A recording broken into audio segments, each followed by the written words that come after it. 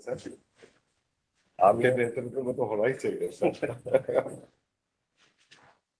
Actually, now this today DC with the CRB, na? हाँ sir. Postponed. हाँ I've been informed sir.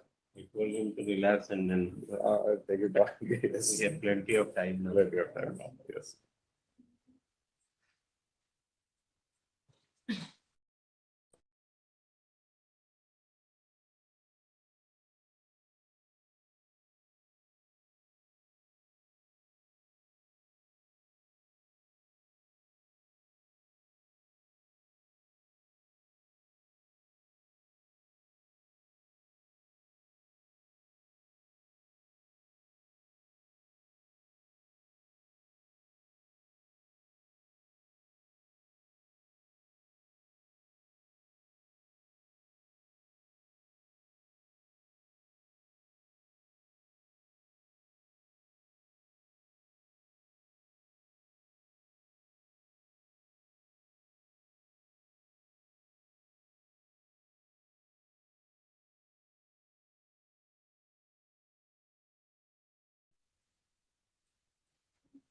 So I request DRM sir to open the program.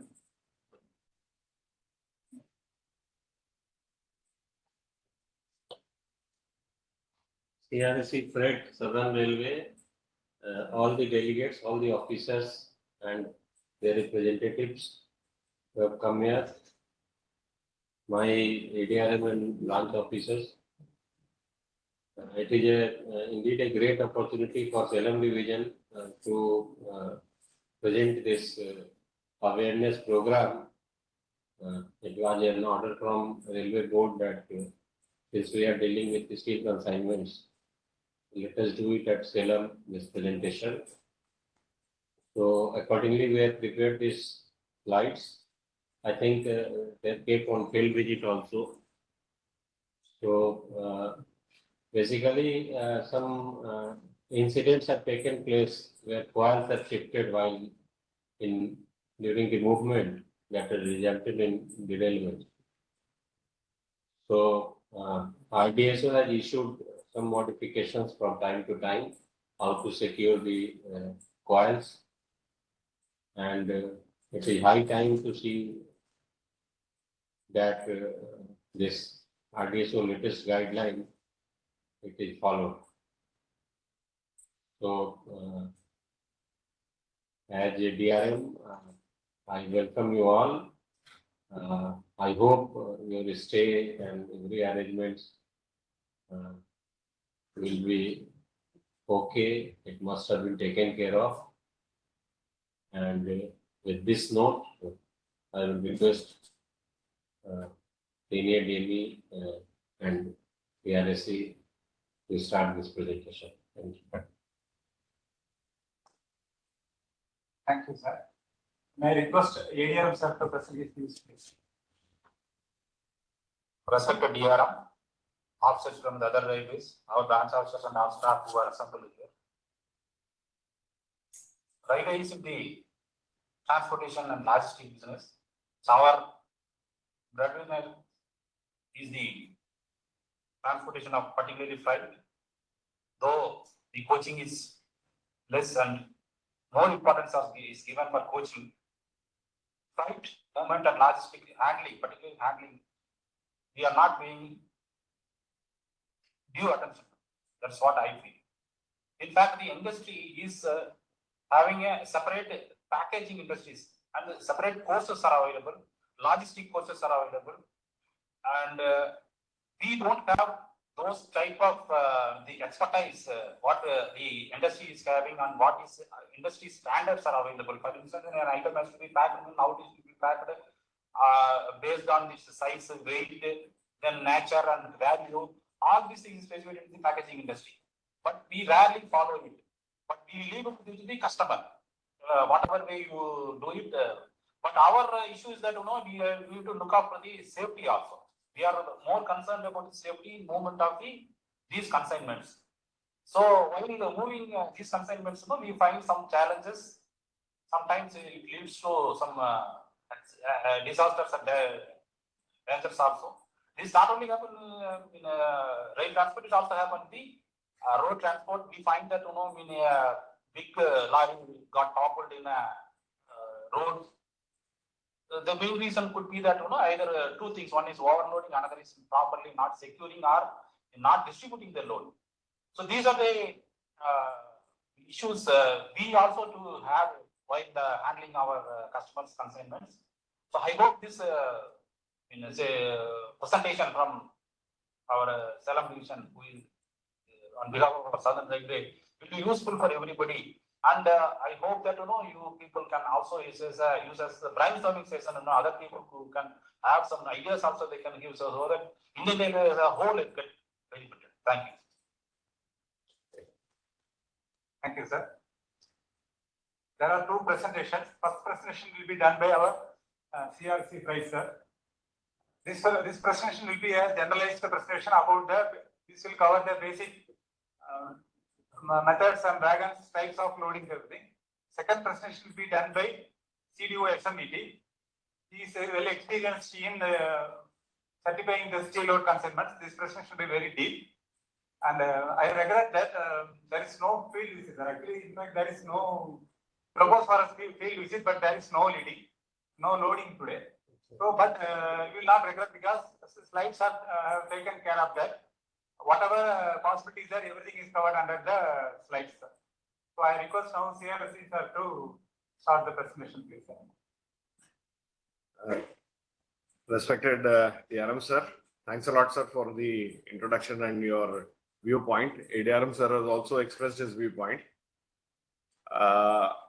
I believe that we all here know about steel consignments. I am happy to know that the participants are all from different departments who are actually the field user. I mean, the people who are certified on the field.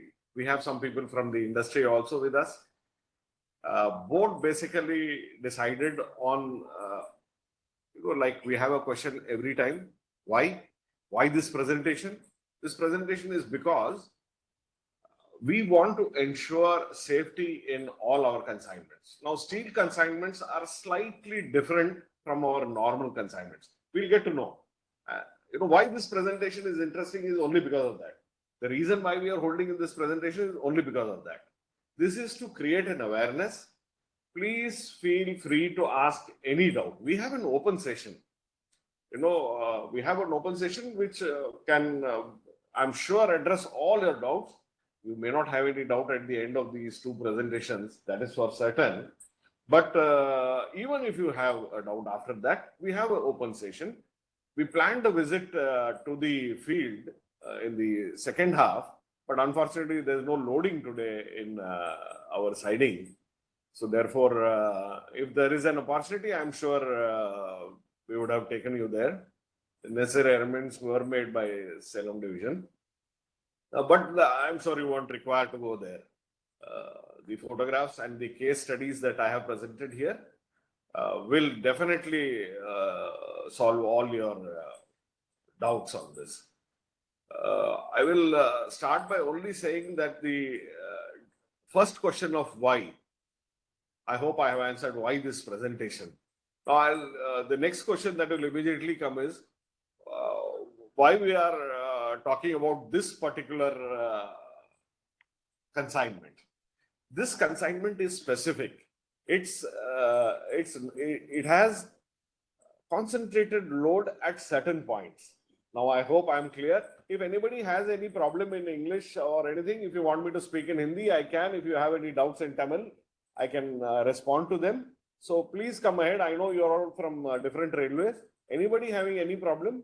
Can we continue in English? Okay, then see, the first question that comes to our mind is, which kind of wagon should we use for steel loading? Because we have a lot of varieties of wagons. So which kind of wagon?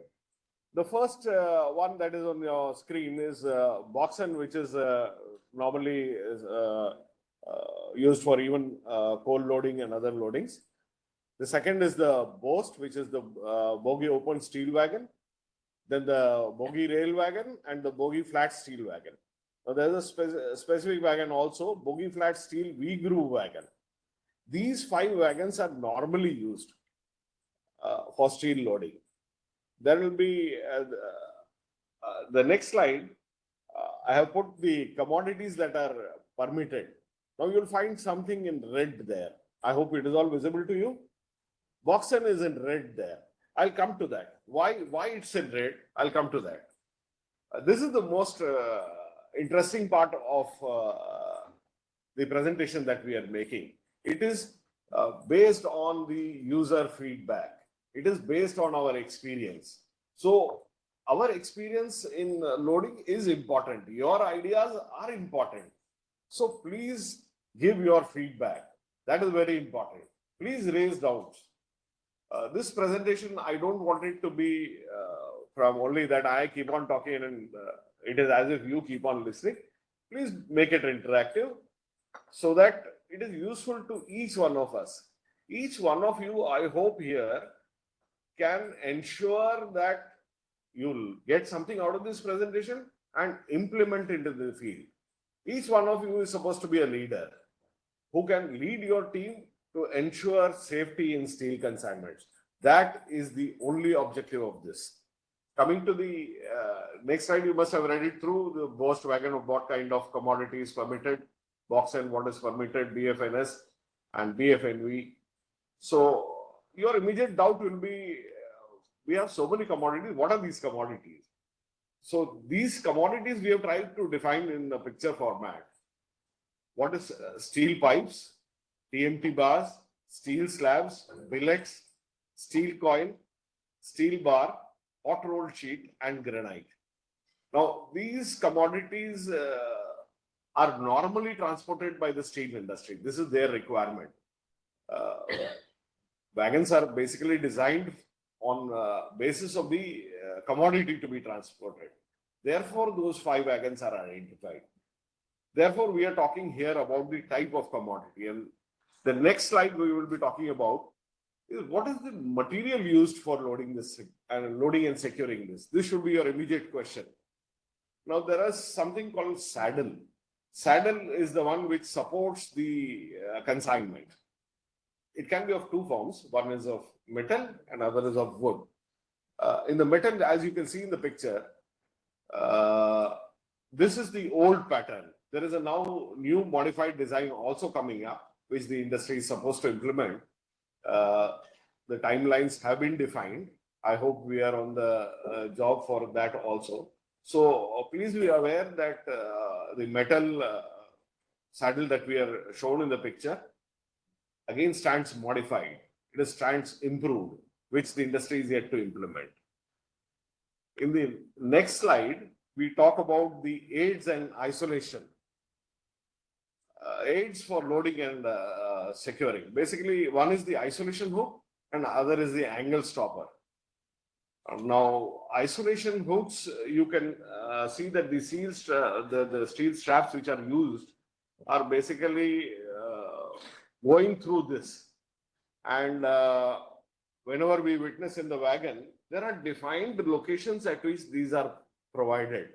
The need being evenly holding the load. This angle stopper, as the name defines, is stopping that coil from further movement, from movement on run.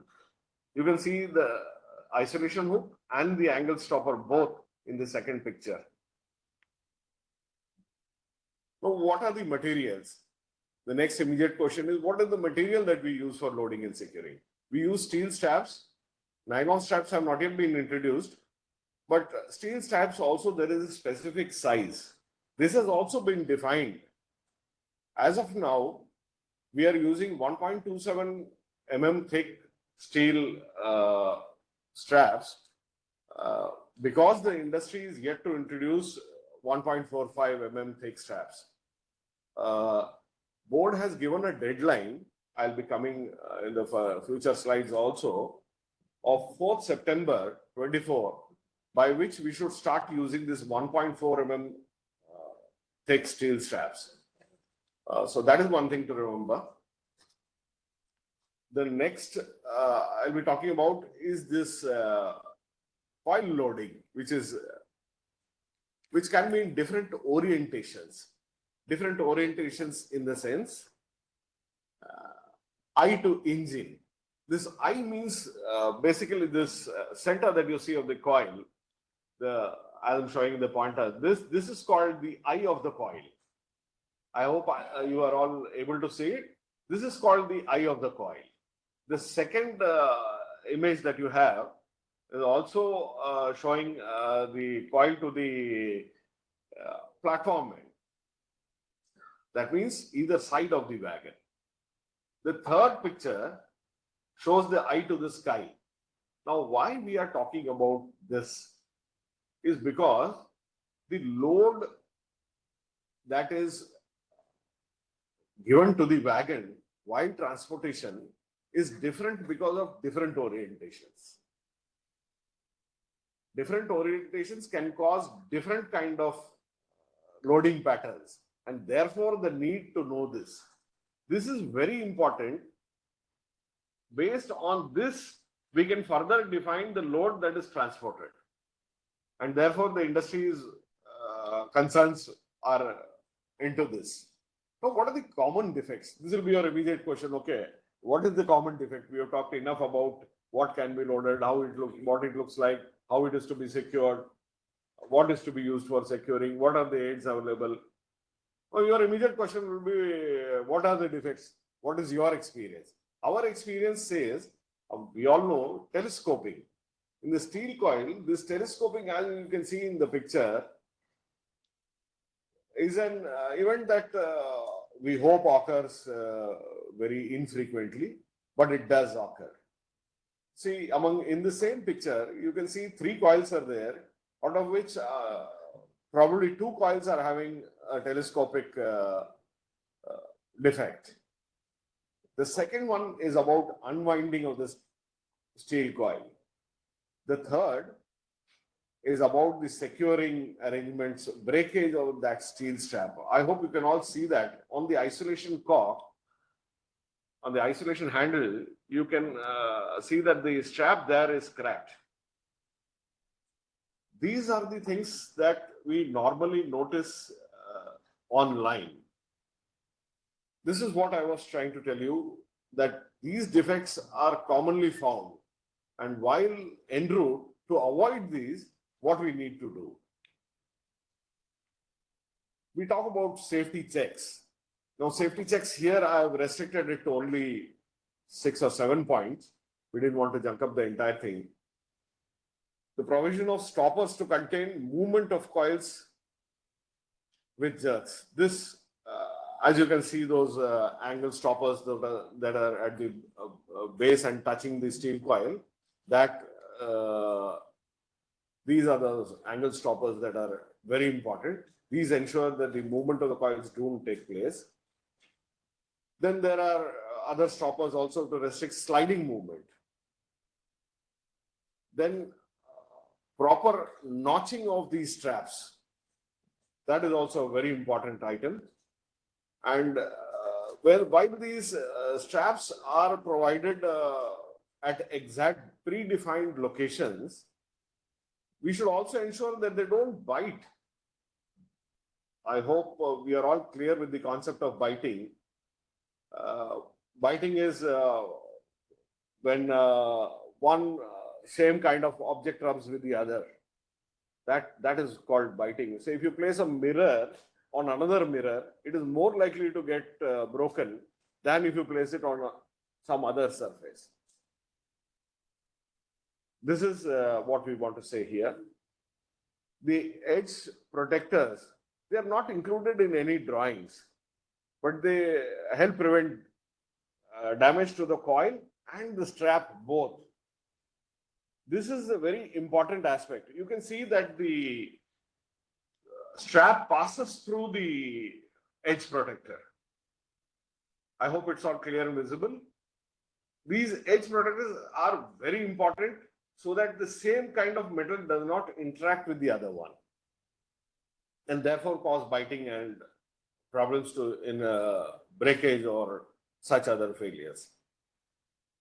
We have 3 case studies which we thought are very, over the board across the number of cases of steel coil loading that we had seen, or the steel sheets transportation that we had seen. The common defects we tried to identify, and my team has been analyzing a number of cases over the last 3-4 days, out of which we sought some common cases. Now, common among this is first case of a steel coil tilting. Now, as you can see in the picture, the steel coil is resting on the wagon body side. We'll go to this case. This steel, why did it happen? Now, we all know that to analyze anything, we need to do a root cause analysis. Now, that is what we have done here. First, what happened? The tilting of the steel roll. Why? The immediate question is why, isn't it? Because of uneven load. Again, why uneven load? Because the floor was damaged. Again, why? Because why was the floor damaged? Because the cross members welding was given up. The next why is improper welding due to poor workmanship. Don't we all think that it is avoidable? It is avoidable, isn't it? It is preventable. So the final why you will find is poor supervision. Now, I feel that this could have been avoided. See, I'll tell you some more points in this case. You will realize that this was really avoidable. This is what this presentation is all about. How we want to prevent or avoid such failures, isn't it? That is the purpose of all this exercise that we are doing. We don't learn from our mistakes earlier. We'll be committing the same mistakes. Intelligent people, we are all intelligent people. We don't walk through the same path again, isn't it? Therefore, have this implemented. Learn from this, and these pitfalls we should avoid the next time. I'm sure 80% of the problems that are there in the steel coil loading will be sorted out if we learn from these 4 or 5 points only. I've brought out that it was a box and wagon. There are 4 steel coils. Now, the first why, if you had seen, it was uneven loading. What uneven loading? Why we called it as uneven loading? See, one end of the wagon had 22.415 tons of steel coil, and the last had 11.25. In this case, your question would have been, where was the eye? You could have seen it in the picture. Eye was towards the platform. The carrying capacity of the wagon was 58.83. The load was only 4.19 ton more than that. We permit CC plus 6 plus 2. So therefore, this is not an overload case. But what happened was, it was uneven loading. Is this not avoidable? It is avoidable, isn't it? Had we known it, had we seen the drawing, had we seen the location, it could have been avoided.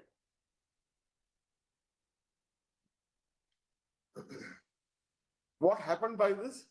See, the train had to be detained, the wagon had to be detached, and almost punctuality loss, having a lot of repercussions on other trains.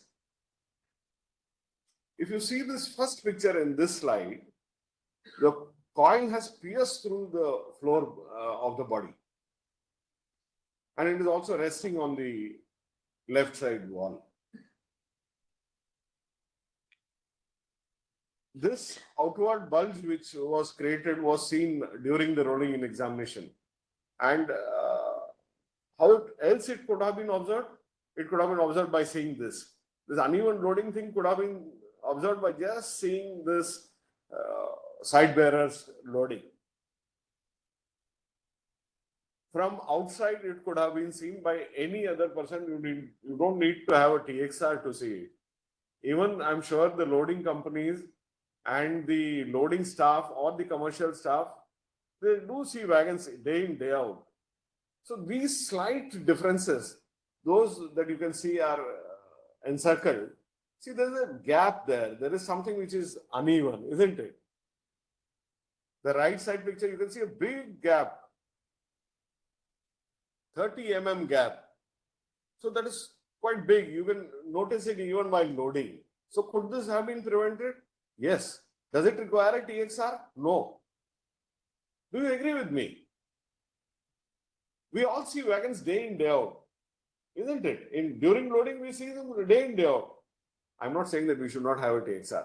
What I'm trying to say is you can do it yourself. That is the whole objective. I mean, if we are careful, probably we won't land up in this kind of mess. This was the external appearance. The first slide left top, the body bulge that I had shown in 2 slides previous. This could have been observed by anybody, isn't it? Why did it give away? It gave away because of some defective welding. The side stanchions were also this thing. You can see the picture of from inside the lower part of the slide. Those photographs show the pictures taken from inside the wagon. That is the kind of gap that we are talking about, and that is the kind of impact that this steel loading has. It is not normal loading. I'll be telling you further in the next few slides about it. If you see the cross member in the first picture on the left side top, you'll find it is given away. Here on the second, you'll find the same. See these cross members, and can you think of a wagon in which the floor plate is given away? I can't think. This can occur this kind of damage can occur to a wagon. What happens by this? Each of one of us is a loser. Even the loading party is a loser because he won't get a rake. He will have to pay damages. My operating department is put into huge trouble because he has to stop all the trains, wait for this train to clear this section, do enormous amount of exercise. My commercial department will be keep following up for the refunds. So these kind of all exercises are avoidable by one simple exercise of just looking at the wagon carefully. That is what I'm asking you to do. Just look at the wagon carefully after loading. Is it not simple? Does everybody agree with me? Is it not simple? See, the root cause of the failure, we had discussed the YY also. RB then, Railway Board then has given instructions that safe to run examination will be undertaken by the TXR staff. But in the BPC, there was no mention of this. RDSO then studied this and board then started, we have prohibited loading of steel coil in box and HL wagons. This is based on this experience that we have. So we are implementing things. Please don't think that railways don't listen to you. Railways listens to each one of us. See, this is a classic example. One case occurred, we studied it in depth, and what we did, we tried to analyze why it happened. I'll show you in future slides why this took place. You can read it in the last line also. See, box and HL wagons have been designed for uniform distributed loading. The design, why do we choose, why do we have 100 varieties of wagons? See, liquids are transported in particular kind of wagons, TPs, PGs, isn't it? Why do we have that? Because it is commodity based design. So therefore, uniform distribution of load is a very important aspect in loading, and particularly for steel loading. Why? Because it is a point loaded consignment. It is not having uniform distribution of load. So why we have talked only about 5 wagons? That I hope it is clear, isn't it? It is because we have designed wagons for particular commodities. We should try to use those kind of wagons and those kind of loads for that particular commodity transportation. That is the objective. Finally, box and HL wagons, board has now prohibited for using for steel coil loading.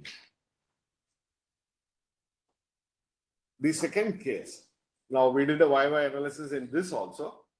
This is a slightly different case. This also caused huge repercussion.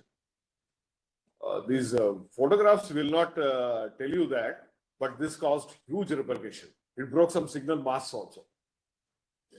Now, breaking of a signal mast, I hope each one of you understands that no train movement is possible if there is no signal, isn't it? So the entire traffic is affected. Now, was this avoidable? That should be your immediate question, isn't it? That is what comes to your mind. What happened? Shifting of the steel plate. Why? Again, uneven load. Again, we ask ourselves why? We found improper securing of lashing.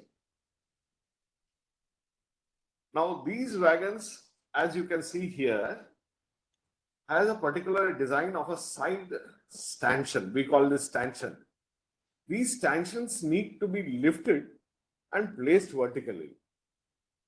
In many of the steel consignments, many of you may have done this operation, that you lift the side stanchion and keep it vertical whenever the wagon is loaded, isn't it?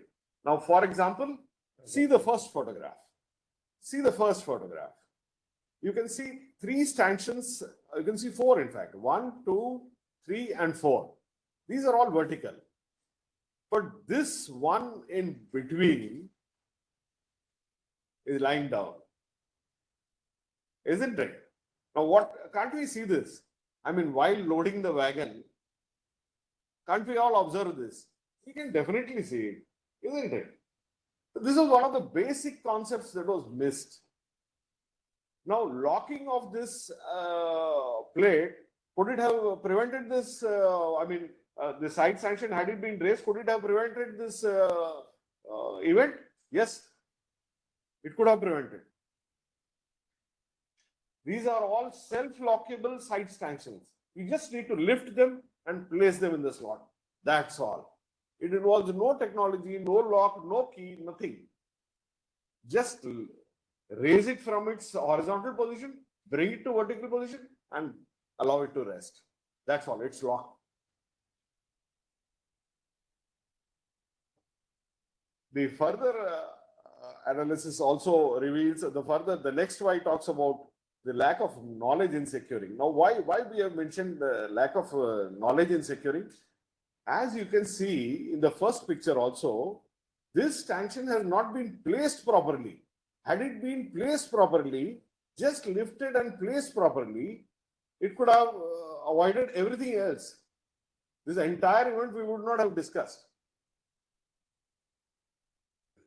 The next Y is, of course, we come back to our, again, small thing, poor supervision.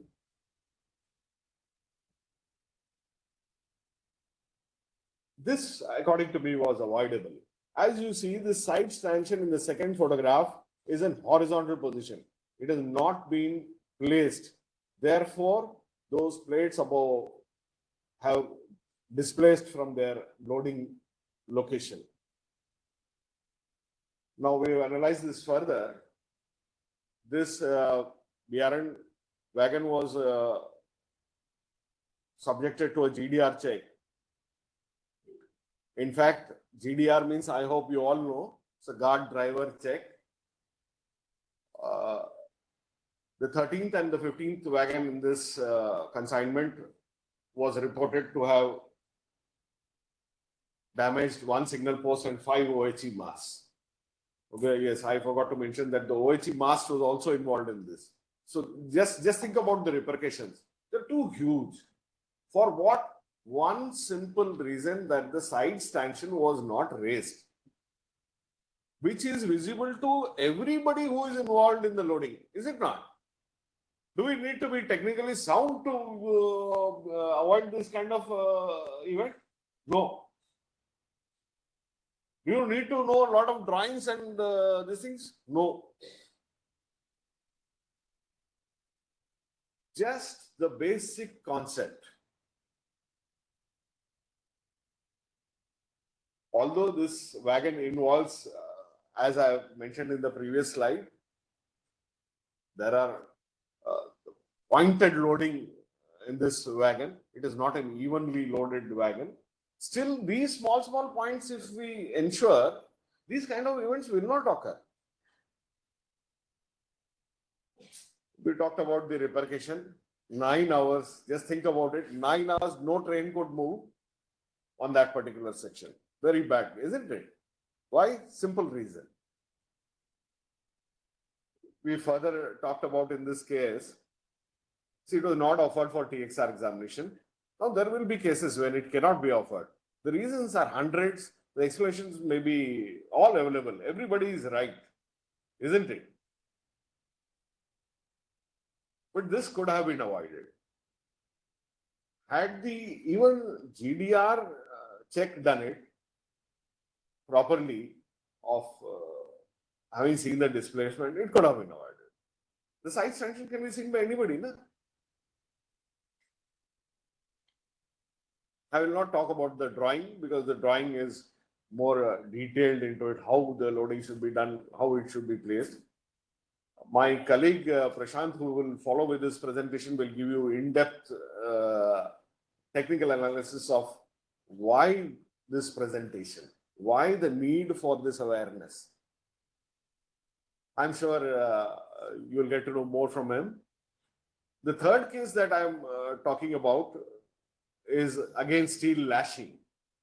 Now, if you look at the photograph, the second photograph, you can see that these steel straps which are there are broken, what we call lashing. Now, YY analysis was done in this case also. The shifting of the steel plate took place. There was uneven loading, improper securing of the lashing. Why that happened? Because the site sanctions were not raised in the wagons. Why did that happen? Because of lack of knowledge in securing. And again, the next why? Poor supervision. Oh, I do believe that you would have got the crux. Simple points kept in check post-loading would have ensured that these points don't occur. It can happen even after a TXR examination. We all know that post-loading also checks are being done and certified by the TXR for all steel consignments. But en route, there can be some miscreant activity. So we can be watchful of this. It doesn't require a TXR. It just requires a normal application. The third case study we have talked about is the SS plates which are loaded were all shifted to the right. They were not loaded in the wagon in a symmetrical method. Now, why is it important? Again, because of the laterals and the longitudinal. Lateral and longitudinal, I hope we are all clear about. Longitudinal is a direction in which we consider the loco and the brake van. That is the longitudinal part, in which, like everything has a center, this also a wagon also has a center. And lateral is the platform side of the wagon, in which that again has a center. So those points are defined where the load should get transmitted. If Prashant will be telling you in detail the technical points. I wanted to keep it interesting and therefore I didn't bring it out in a very technical way. See, what happened was again, the JCB had to be used and the SS plates had to be shifted. We have talked about some of the safety checks.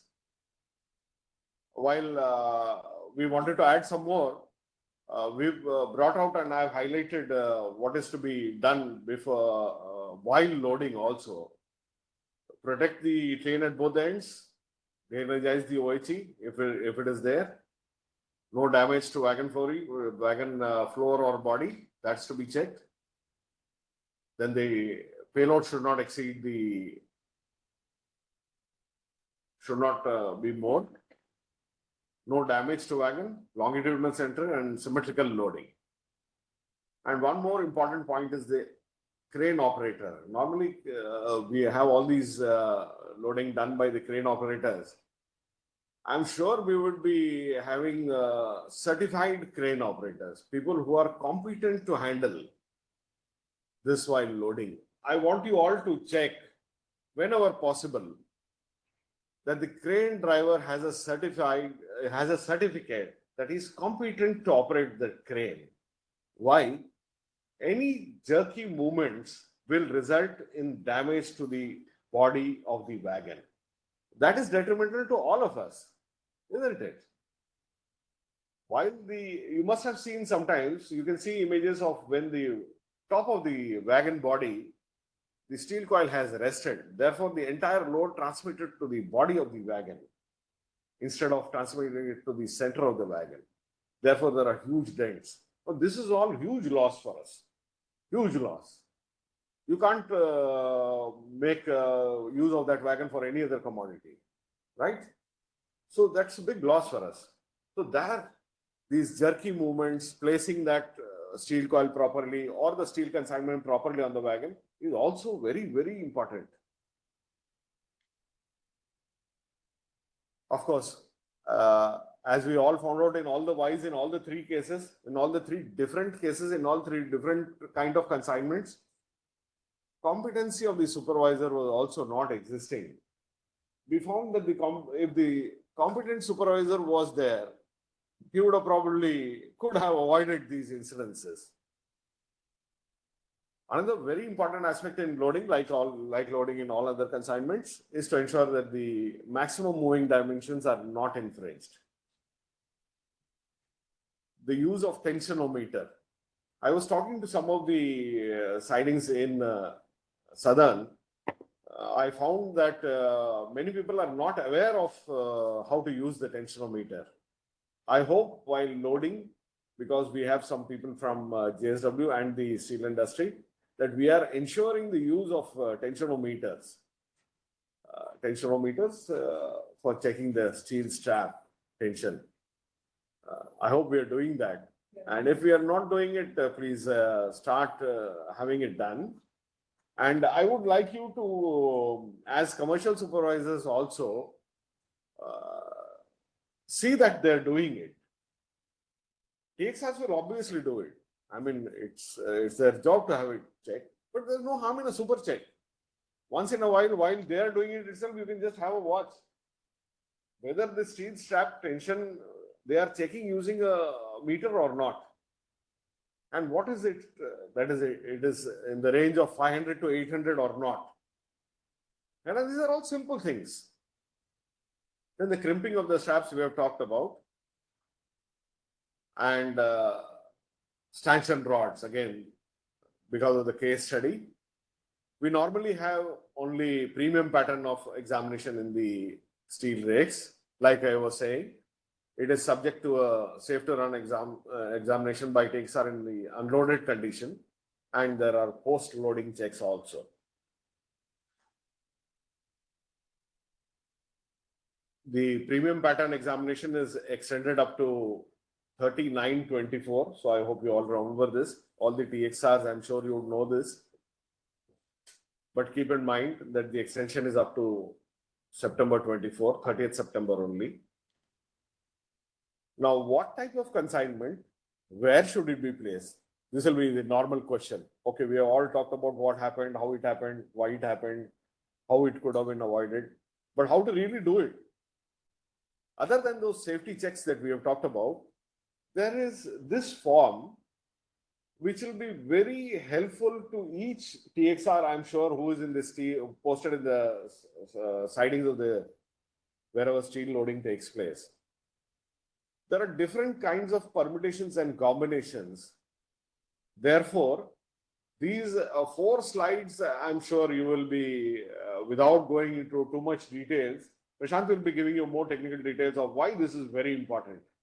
To summarize it in short, I have put out the bolster and the wagon center. We all know what's a bolster. We all know what's a wagon center. So I'm sure that, see, with the third thing is, the third column is the eye of the coil. Which side it is permitted? What is the orientation? And the fourth column talks about what kind of saddle is used.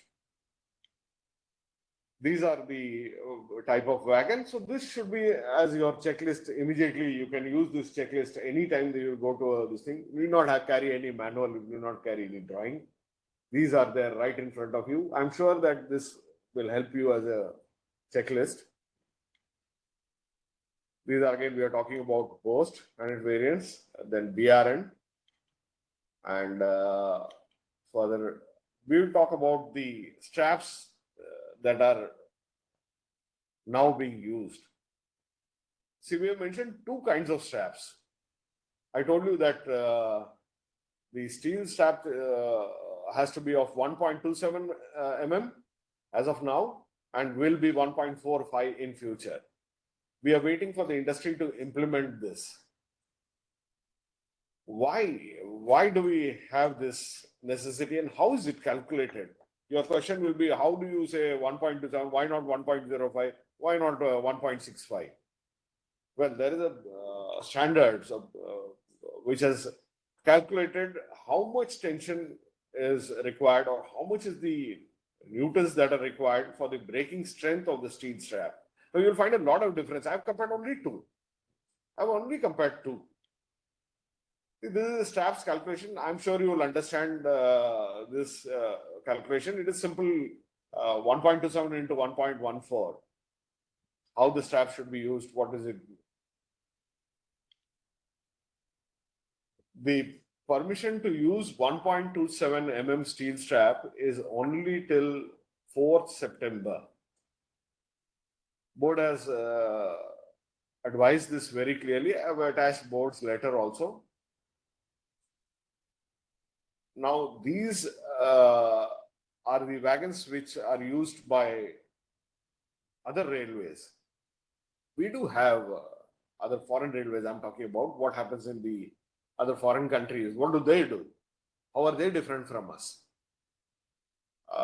Well, you can see that their aids or their supplements are slightly different, but ours are no. I mean, we don't have a wagon design of the same kind, obviously here, not that I know. But this is what the other countries are doing. This is one of those other photographs. The most important point I wanted to convey in this presentation, I hope I have put it across. Simple supervision will avoid major problems for all of us. And we are a team. The loading party is not different from us. We are for him. If he is not there, we don't exist. So remember to ensure that the safety aspects are never compromised. Even the party does not want his wagons to be detained en route in a section for months together. Isn't it? There is nobody who wants disruption to his service. Does anybody want disruption in service? Nobody. So please ensure that these small aspects of loading are taken care of. Steel consignment loading, whenever you think of, please remember, it is a point loaded different from a normal commodity. Securing and strapping are very, very important. Without wasting any further time, I'll request Prashant to please come forward with this presentation. Thank you. Thank you.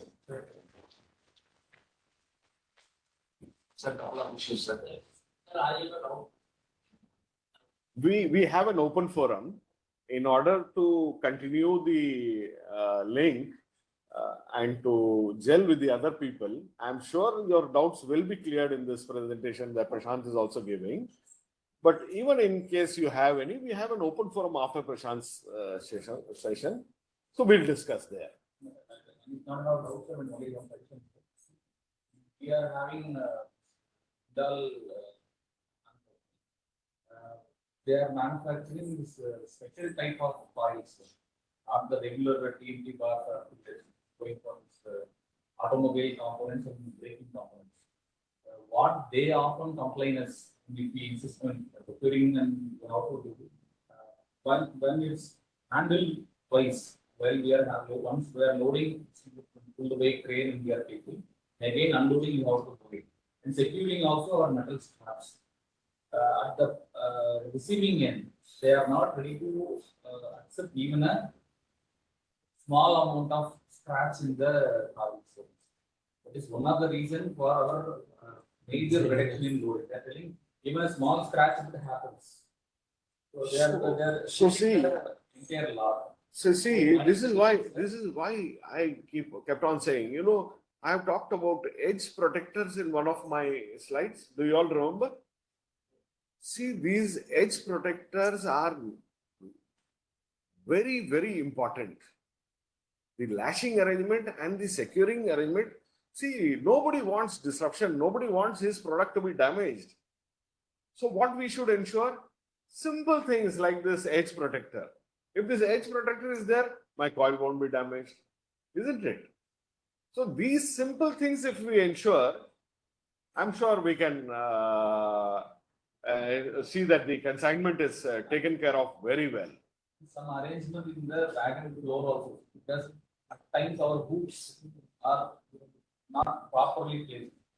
Our hooks are designed to take a certain kind of load. You will find a number of isolation cords, isolation handles which are there are more than what has been designed sometimes. That is because of the industry's requirement to load a specific product in a specific place in that wagon. Because possibly we also don't have such a huge pool of wagons, which we can give them every kind of wagon. Therefore, we have 5 types. So we should be able to sort out this. And regarding edge protectors and other lashing and securing arrangements, these are considered more than adequate. But if the industry has been having meetings on and off with the railway board, this has been discussed in the last CRC freight conference also. Industry brought out some 33, 34 points, which railway board has considered. And the minutes of the meeting drawn in the CRC freights conference, I'm sure is shared with everybody. I do have it in my slides, but because our interest would be basically in secure and safe transportation, I have not brought it out in those slides. But we can have a separate discussion. And I do have slides. Even if you look at those slides, they are after the thank you slides. They will cover your point. Can I now request Prashant to start his presentation? Thank you.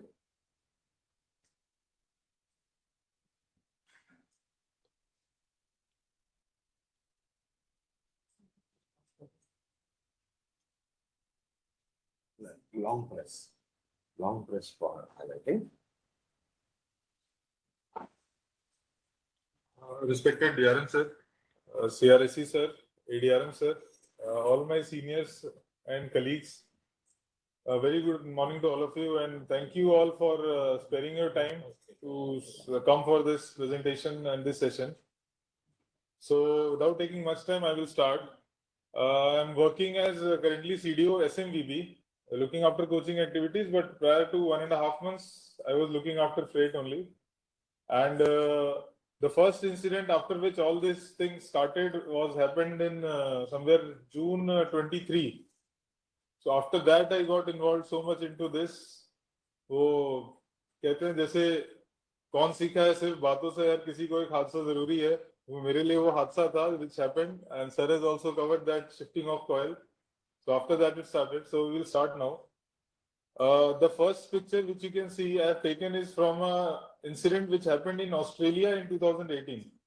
So you all must be thinking why a picture from Australia. The thing is, a coil fell down from one of the rakes, and on the opposite line it has of course damaged ballast, shoulder, then track and everything. The other end, the other track, a passenger train came. The loco pilot of the passenger train was well aware, emergency brakes and all applied, but still train ran over this, and a major mishap has been averted. So, abhi tak we are lucky our coils either has shifted, or if fell down, they have fell down on the track, which track side where there is some, nothing is there. But we will not be lucky always that the coil will fall on a safer side. Coil can fall on a track where passenger train will be coming, and that will be a major mishap, which obviously we know none of us wanted.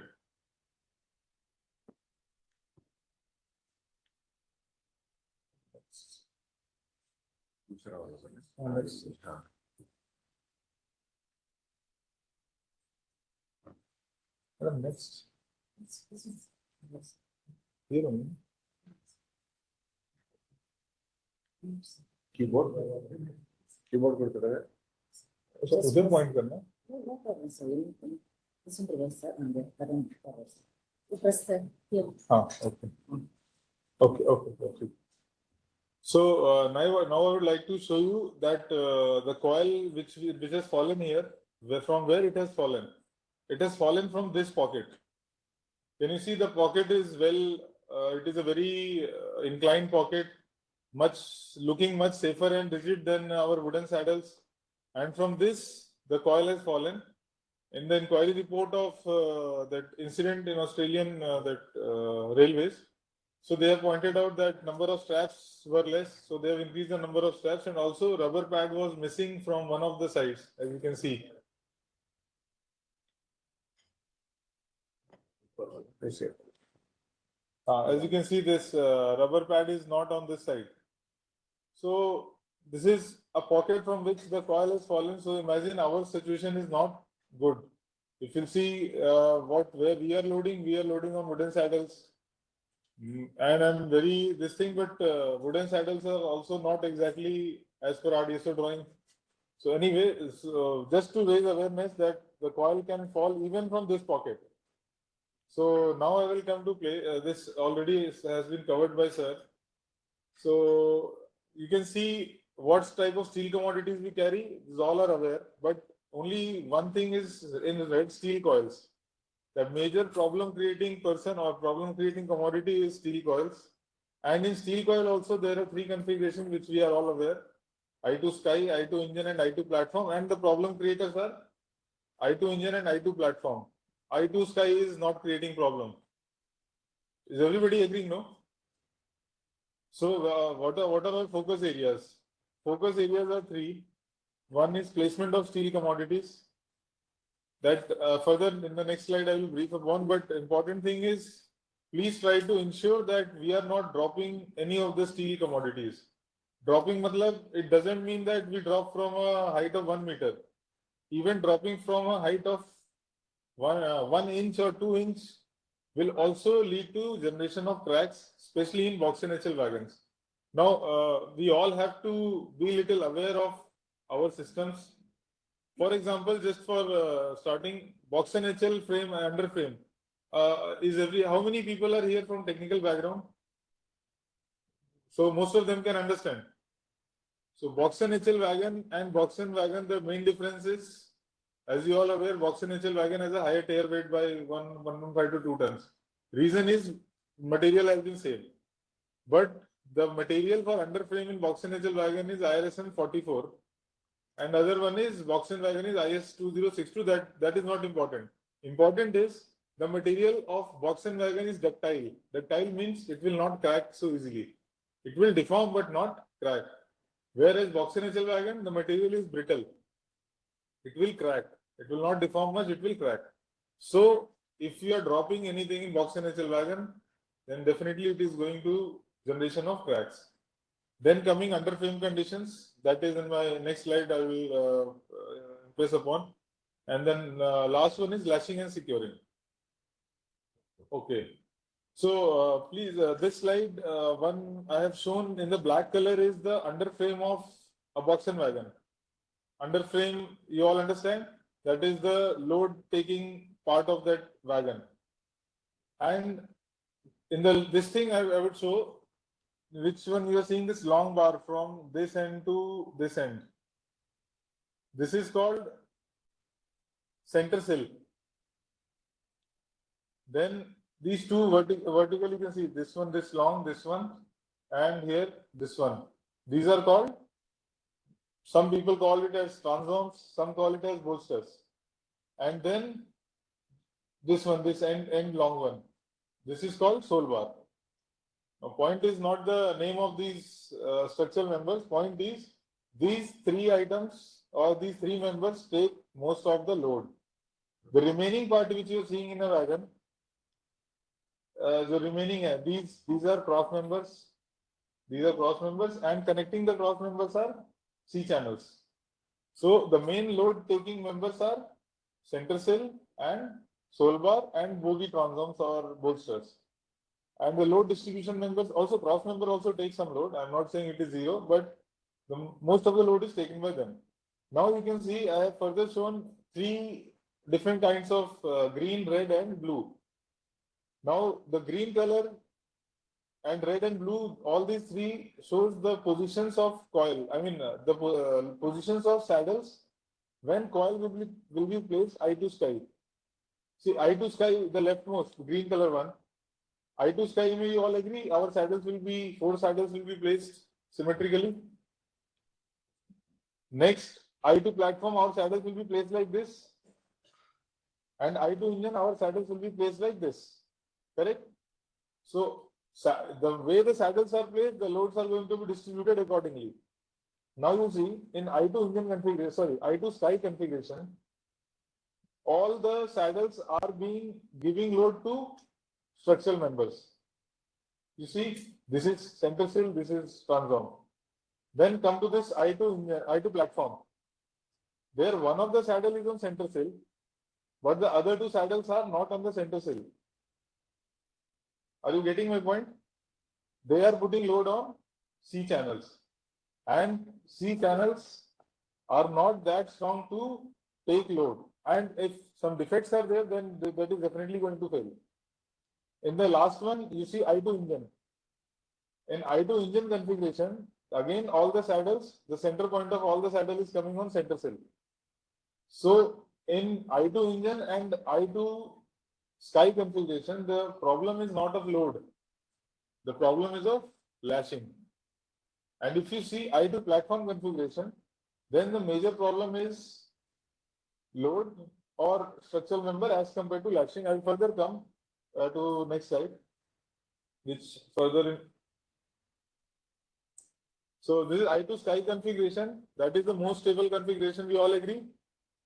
The next is restriction is only width should be less than 1.5 times diameter. That is the only restriction in eye to sky configuration. And 90% of your coils fall in this restriction. Then load is evenly distributed among the structural members. So this is the safest mode of loading. But again, we understand that further unloading parties have an issue in unloading from eye to sky configuration, or the damage of edges in CR coils is more in eye to engine configuration. So that further is the purview of loading party, which we request to ask your further unloading parties to develop the facilities for unloading in vertical configuration. The next is eye to platform. So here, eye to platform. Please try to imagine one saddle was on center sill, but the other 2 were on C channels. Now, the second point is very important. In case the C channel is bent or weak, coils may shift downward, making the coils unstable. I will show you one case. Sir has also shown one case where the coil has shifted. One more thing I would like to add here. Generally, most of the places where steel commodities are being loaded, there is some local things going on, like long product fit, coil fit. I don't know if it is happening here or not, but generally wagons are either fit or sick. But obviously, if we are going for any other practice, please get it standardized. For example, in SWR, for loading of long product wagons, we have developed a JPO, because most of the rakes which are coming from other railways are having some of the minor damages, like some C channel is bent, or floor little loose, floor is not completely holding to the C channels or cross members. So in that case, if we load long product, imagine long product is what? The load is distributed in the entire wagon. So there is no point load. So for that cases, we are allowing, but then we have a JPO for that. And every department is working very fine, whether commercial or CNW, because now we have a JPO. Without a JPO, then it is a blame game which starts in our system that we have to avoid. So next, going on, underframe conditions should be strictly checked in this configuration. I will show you. Then full length runners or wedges, bar metal saddles should resist any loading, rolling tendency. Then last is eye to engine configuration. All the 3 saddles are perpendicular to center sill. Chances of coil shifting due to underframe defects are very less. obviously the load is directly coming on center cell. But this configuration is most prone to acceleration or deceleration of the train. अगर आप लोग, if anybody has traveled in, most of us has traveled in brake van of a goods train, have you experienced the jerks, level of jerks which comes while stopping, acceleration, deceleration? Now imagine those jerks on a coil. Our weight is 70 to 100 kgs, most of us fit, and this is 25 to 30 tons. That means some 500 times of our load, even I think more than that. So imagine the level of forces that is in my next slide. It is there. So in this configuration, I2 engine configuration, lashing and securing is most important. I mean, you cannot even let a single strap loose in this configuration. But I'm not telling you allow, but what I'm telling is, as post-loading team, you cannot check each and everything. But then I2 platform please check for underframe condition, because I2 platform condition is most prone for tilting and shifting of coils. Whereas if you are seeing an I2 engine configuration, then your focus should go on strap securing and lashing. Okay, this is the case study which happened in Jhansi that I told. That was my first case which happened. Luckily, the rolling in staff at Jhansi has detected this, and a major mishap has been prevented. So you can see the C channel has been bent. You can see on the right picture. In the right picture, you can see the floor has and the C channel are weak. So the coil has shifted and it has came on wheel. So the coil was loaded in I2 platform, and the coil sank at one end due to weak C channel and floor. Due to this, floor was rubbing with the wheel. Okay. Okay. एक calculation open कीजिएगा. This you just one second. In this picture, the blue color which you are seeing is the commodity, and I'm just showing the amount of forces which is coming into it. But I've done something calculation that I will show you once.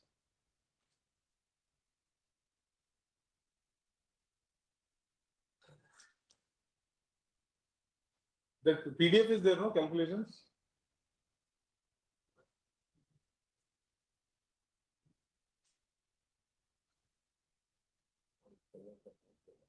Any commodity which is loaded experience forces and jerks in all the three directions. All the three means perpendicular, longitudinal, or along the engine and along the platform.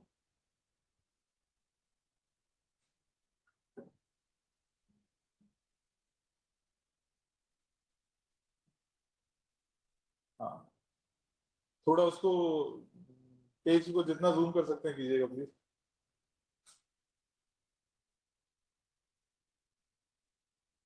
Okay, so this calculation is just shown for some purpose. You don't have to go into the detailed understanding of this.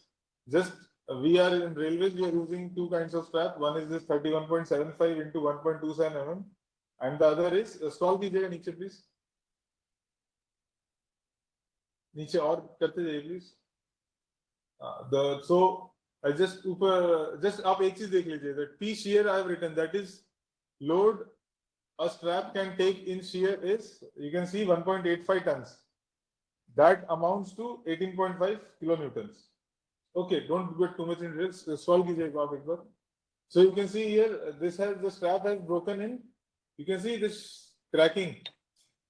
So in mechanical failure of material, there are two kinds of failure, either tensile failure or shear failure. So shear failure is more dangerous. Tensile failure still has some scope. Shear failure, the straps undergo with shear failure. Please आगे जाइए. So what I have done, I have taken a 25-ton coil. I have assumed that as a WAG loco is taking a load of 43, that is our Concord formation, 43 का formation लेके जा रहा है. And what is the emergency braking distance that I got from the speed certificate and all.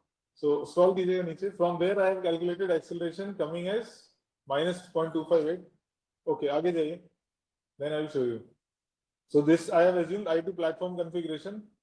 That all calculations you please leave. आगे चलिए. Just have to show the end results. Stop here. You can see the load coming 22 tons 22 kilonewtons, 24 kilonewtons. Can you see? Here. 22, 24, 28. And what was the strength of our strap? 18. So we have to understand it is a myth that a strap can prevent your coil from moving.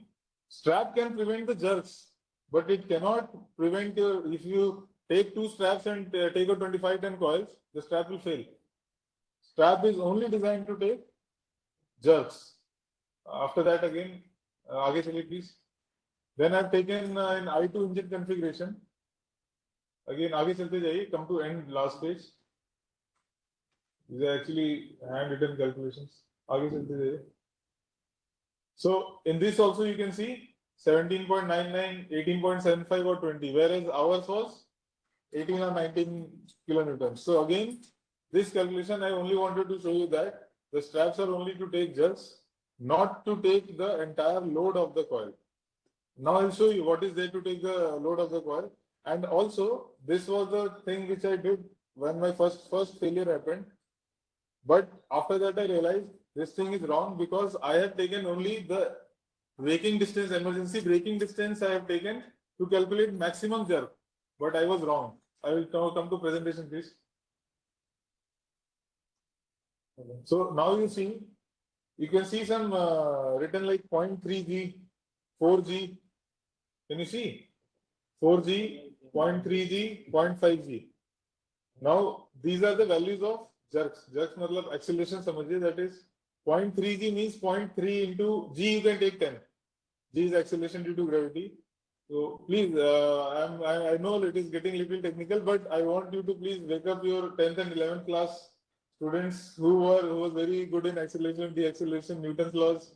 That is that basic. So this is 0.3G means 3 meter per second square, or 4G means 4 times acceleration due to gravity. Acceleration due to gravity, you can imagine you jump off from a balcony of a 20-floor height. Imagine with how much acceleration you are coming down. So 4 times that acceleration is acting in vertical direction, longitudinal direction. 0.5 times is acting in lateral direction. So this, if you now see how much force is coming on a 25-ton coil, see, 25-ton coil will have a jerk of 100-ton coil. I mean jerk of 100 ton. In vertical direction, 7.5 tons. In this direction, 12.5 tons. Plus, added to वो बोलते हैं आग में घी डालने का है that this force is not smoothly coming. This is just coming if you see 15 to 20 hertz. So 15 to 20 hertz, if you go into time period, that will be 0.05 seconds or 0.08 seconds. Now imagine for 0.05 seconds, 100-ton load is coming to the strap. Obviously, there are 4 straps to take, but now imagine the level of force, jerks, and dynamics which is acting in a 25-ton coil. Now, some of the parties argue that, sir, vertical configuration, we don't need any straps. But please see here, vertical configuration also there is a load coming at 7.5 tons. Jerk. In this lateral, 12.5 tons. And this data I have not assumed myself. This I have taken from UIC Code of Practice for Loading and Securing of Goods that I have mentioned here. I can give you the document also. So now moving ahead, why steel coils are so unstable? We transport so many commodities. We transport coal, granite. Have you any time heard about lashing in granite? No.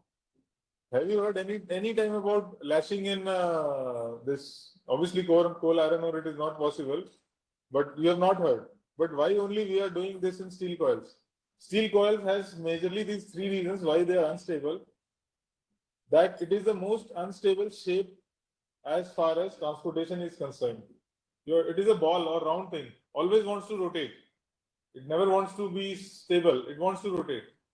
The second and third point is most important. A steel coil is itself a storehouse of energy. That steel coil, there is a phenomena in mechanical engineering that is called spring back. Spring back means the coil wants to open up. The coil, and depending on the thickness and the sheet ka polishing and smoothness of the sheet, the spring back phenomena is different. किसी में बहुत ज़्यादा है, and in some cases it is very high. But the spring back, more the thickness, as a blunt rule, more the thickness, higher the spring back. Spring back, the coil wants to open up. Now imagine you're taking a commodity which wants to open and always wants to open up. Whereas a granite, wo bichara shanti se ja raha hai. It don't want to open up. It is just going smoothly. So that is the problem with steel coils. You might have heard very less incidents as compared to, I mean, if you see billets, slabs, or granites, you might have heard very less incidents. Most of the incidents are pertaining to steel coils. And what are the consequences?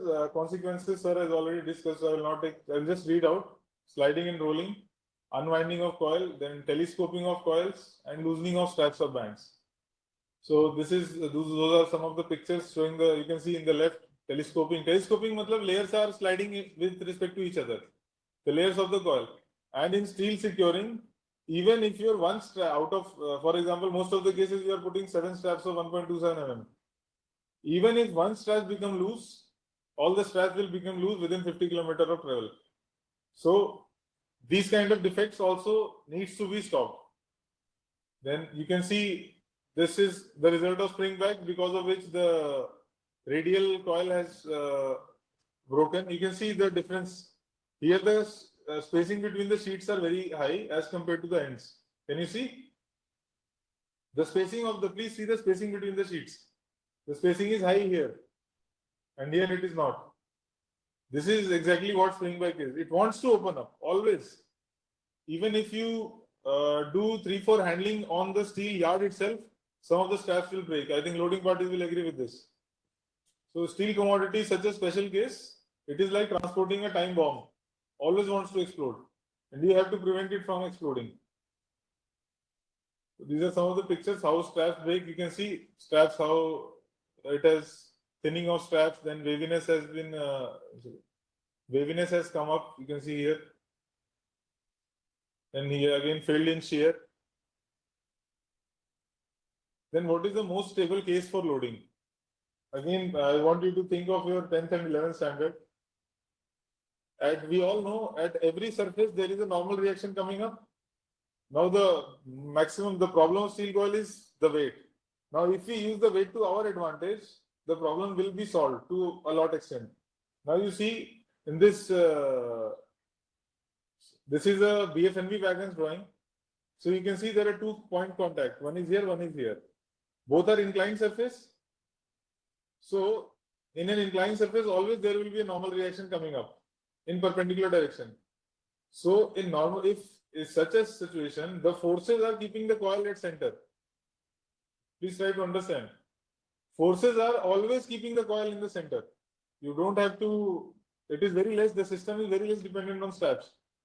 The forces itself will bring the coil to center. You can imagine, whatever you place, oil cans, whatever you see generally working, you generally place it in an incline. The purpose of that is this only, that the forces are centering and the coil will be in the center. Now, this case on the right is BFNS wagon. Here also the same. But now what is the case with box and wagon? Box and wagon, we have a passive mode of preventing the coil to slip or slide. That is, once the coil rotates or slides, our straps comes into action. Whereas in BFNV or BFNS wagons, the forces are always acting on the coil to keep it in center. Try to understand. In box and wagons, it is not like that. We have, the coil has to move so that our straps should act. And moving ahead, this is one problem with the wooden saddles. You see, there is some gap here. You can see. So, if no matter how many types of or how many dimensions of wooden saddle you make, these two surfaces will never meet. These two surfaces will never meet perfectly. They can only meet perfectly in one case, when the radius of this wooden saddle and the radius of this coil are exactly same. So that is not practically possible. But I would request, this is a thing which loading parties should take care. I would request for those steel loading parties where the differences in coil diameters are very high, please go for metal saddles. For example, I'll just go back here. In this configuration, the diameter of the coil doesn't matter much. In whatsoever place you put, it will be stabilized. But here, in this case, it matters. So BFNV and BFNS wagon, no problem at all. But if you're loading in box and wagons, it is better if you switch to metal saddles. Then you can see, due to variation in the coil diameter, full curvature of the wooden saddle will never make with the coil surface. That is a fact. Then, as the point of contact, so one more thing, you see the point of contact here is at the center. There is no angular forces bringing it into stable condition. So this thing is prone to rolling. If your wooden wedge is not exactly meeting with the inclined surface, that is prone to rolling. You can see this normal reaction is coming here. Plus one more thing, to our eyes it appears कि पूरा load saddle पे आ गया, but actually it is not happening. The load is coming only this 2-inch portion here in the bottom. After all, obviously saddle में distribute हो रहा है, but primarily here. So जो loading parties who are not using saddle as per dimension, I will tell you what happens. अगर ये saddle का thickness यहाँ पर जो minimum portion पे कम हो गया, it will break. Will be crushed. Yes, sir. So it will break. So that's why RDSO and everybody is insisting कि please use whatever given in the drawing. And if you have problem, please be present, but don't take decisions on our own and do whatever we want based on our experience. Because now we have enough incidents to tell that what we are doing needs to be re-looked into at least. Then there will always be rolling tendency in the coil while acceleration and deacceleration. You all agree to this, no? If the coil is placed in this configuration, I2 platform configuration on wooden saddle, there will always be a rolling tendency. Then the effective area of contact is very small. Then the availability of wood is also an environmental issue. So it is better. This is the closest to BFNV or BFNS, that is metal saddle. See, primarily box and HL wagons are not designed for steel coils, but because loading to karna hai, train has to run, the economy has to move. So because of, I would say, now the things have started that steel loading parties are coming up with their own wagon designs. I think JSW has worked very good in this. They have a BFNV wagon short now. I think they are going for BFNV long also. Some order has also been placed. Some specialized wagons. So, but if you are loading in box and wagons, that is our, you can say, majburi hai that we want to load in box and wagons. So in that case, then at least we should go with metal saddles. You can see in metal saddles also similar thing is happening.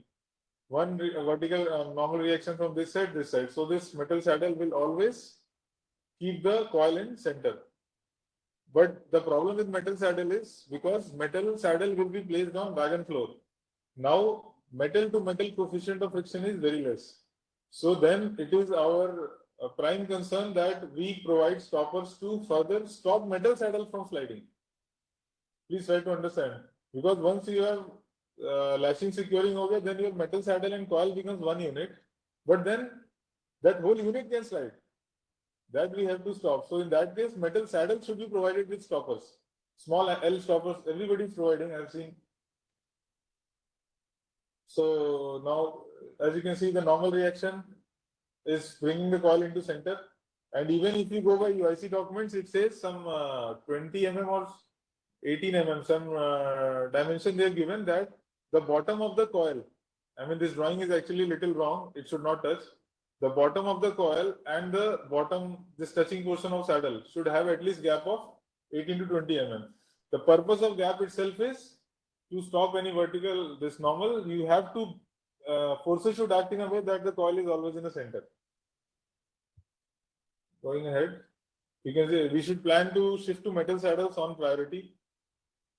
Metal saddles are better from environmental point of view, and also metal saddles are more stable as compared to wood alternative.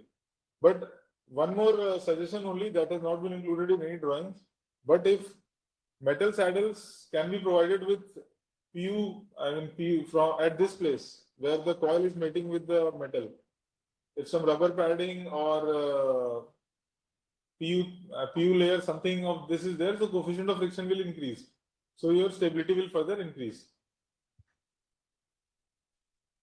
Okay, so till now we have discussed about placement of coils and further orientations and metal saddle lashing like that.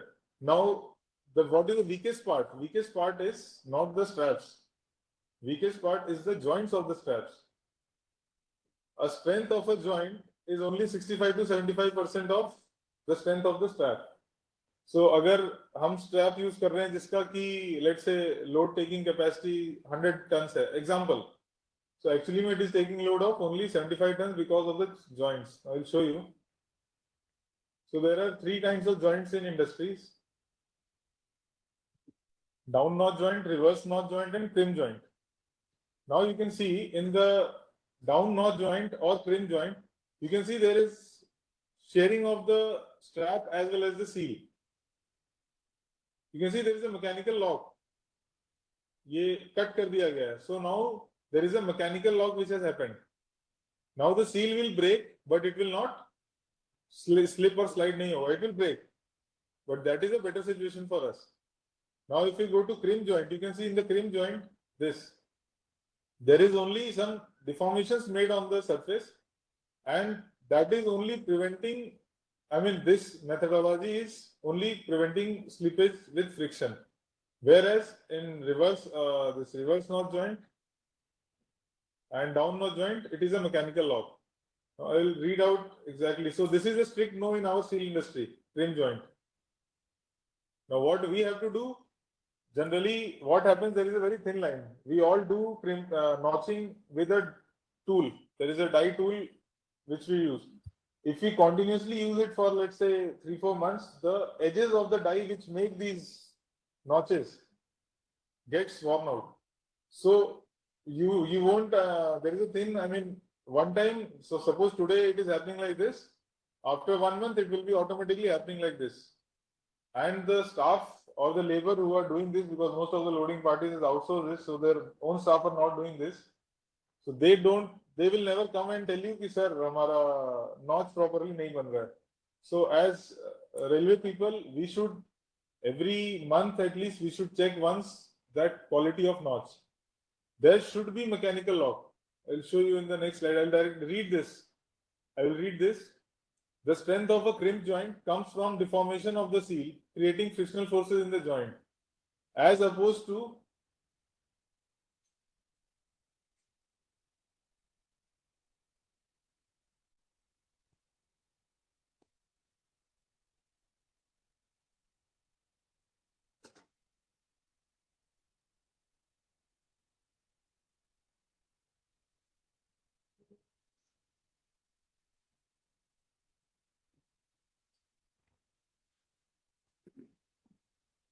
As usual, in one technical stack, at least should be there, isn't it? So we have a break in the presentation. Too much of monotone going into the technical details. I think we'll come back to the presentation as soon as we have it ready. But I hope you're digesting what he's saying. What he's saying is the importance of distribution of load, isn't it? This is from a very technical aspect, but the whole idea is to make you aware of why it is important. The whole objective is this, isn't it? So, yeah, are we ready, ma'am?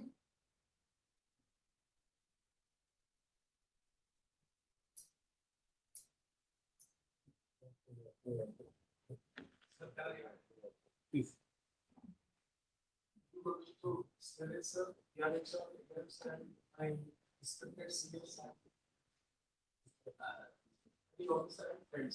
Actually, I want to add, when a stock move on rail, it is acted upon by 6 forces.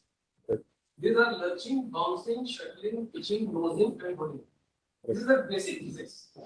It's not, I think, say 10 level physics. So, if we are aware of this process, this is acted upon the wagon, then it will be acted upon the commodity. Correct.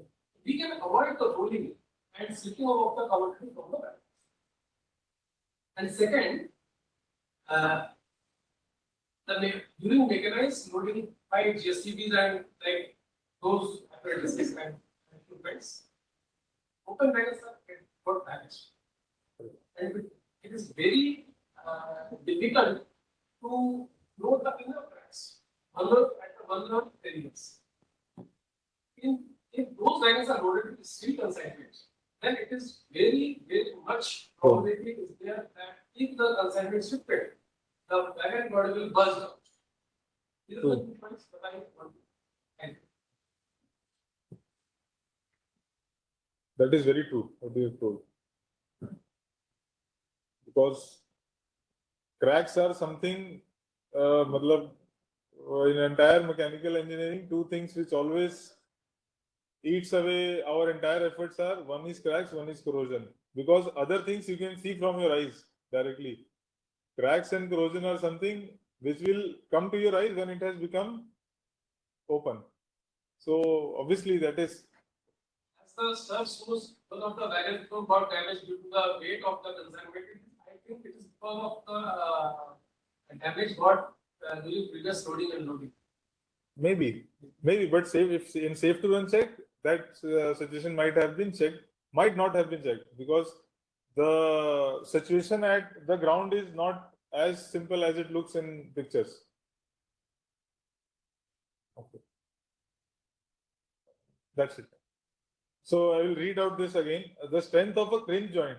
Crimp joint you all understood, no? It is the rightmost where you can see here the seal has not exited. The seal here has been broken or sheared. Here the seal has not broken, just deformed. So the strength of crimp joint comes from deformation of seal, creating frictional forces in the joint, as opposed to forming mechanical lock as in the notch type joint. Crimp joint must not be used on spring back coils. Crimp joint should not be used on strapping that has a corrosion protection. That needs to be noted, because we don't use straps with corrosion protection. Okay, so now you can see the strength.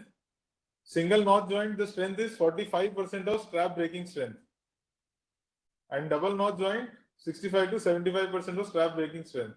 So now understand, even if my strap is 100 ton capacity, actually I can hold only 75 ton capacity. Okay. One more thing I would like to add here, we are discussing about strap. So in mild steel, you take any mild steel object, test object. What is the percentage elongation? All the mechanical engineers can answer this. Generally, what is the range? 0.4% or 0.5%? You take any mild steel test object, that is 0.5% deformation or this thing would be there. But you come to straps, 7%, 9%, 13%, up to 13% high elongation straps, or even up to 13% elongation. So then you must be questioning, then why this so much elongation is required in straps? We can directly secure the coil with the use of mild steel or SS strap or something like that. Why a separate metallurgy is required? Because working of straps is in the way we tighten it to some extent. Please try to understand. I will strap I will keep on tightening. At one point it will break. So this is my workable range. If I will tighten, and in this range I am tightening to some middle range, that is 500 to 800 kg, which RDSO is given. If I will over tighten it, so in this range ka matlab kya hai? The moment jerk comes, the strap will expand a little and then it will come down to its own position. Suppose I over tighten it and jerk comes, so the strap will break.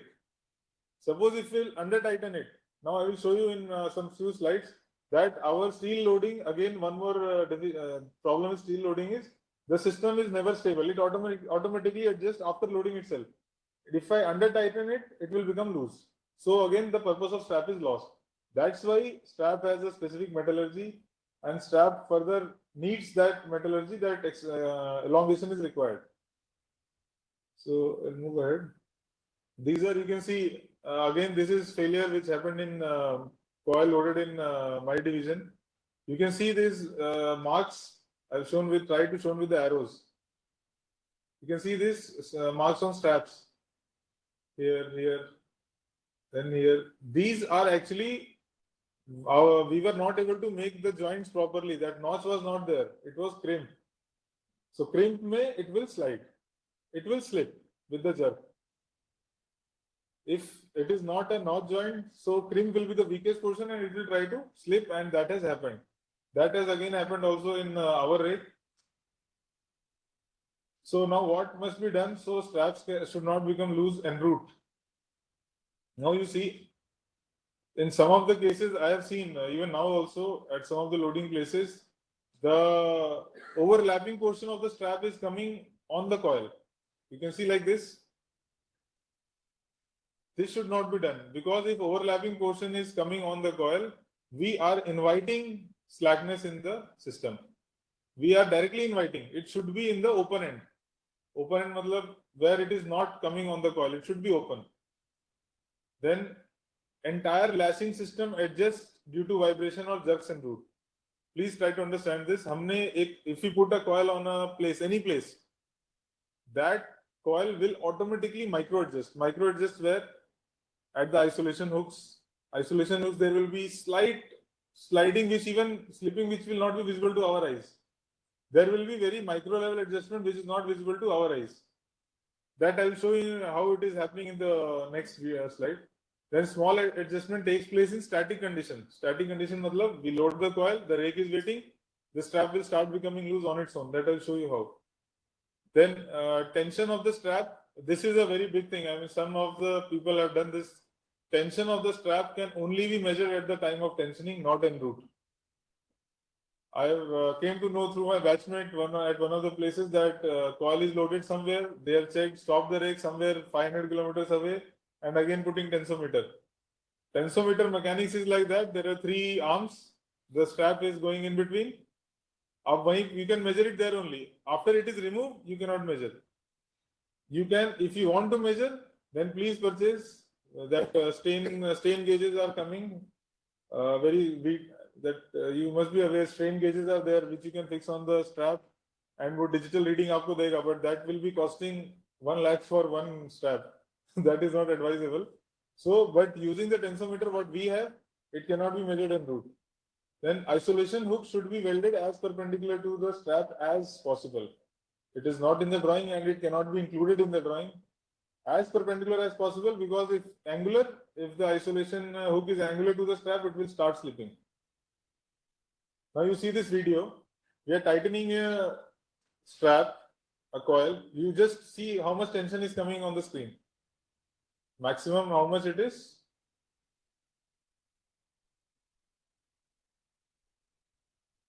So they have little bit, they have over tightened to 852. Now you see, we have left it as it is. Now you see what is happening. You can see it reducing there itself. Because there is micro adjustments either in the saddles or in the strap or slipping at the isolation hooks or the packaging material. CR coils are mostly packed in jute bags or that jute bags. So our packaging material is there, slipping is there. You can see it will come down to a lot. You see.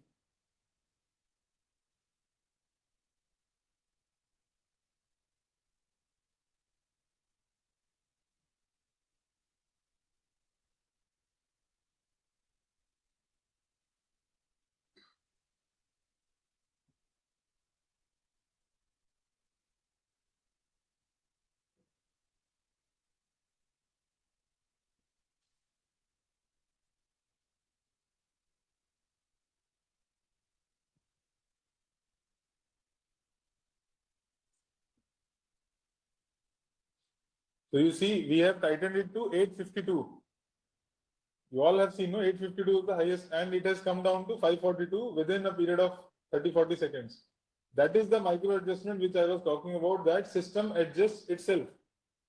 So that's why a range is there. Suppose if you tighten it, RDSO is given a range from 500 to 800.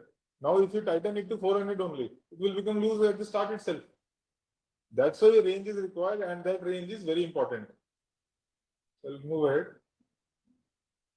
These are some of the cases of slipping and thinning of straps near isolation hooks. That's why I was telling you that it should be welded as perpendicular as possible.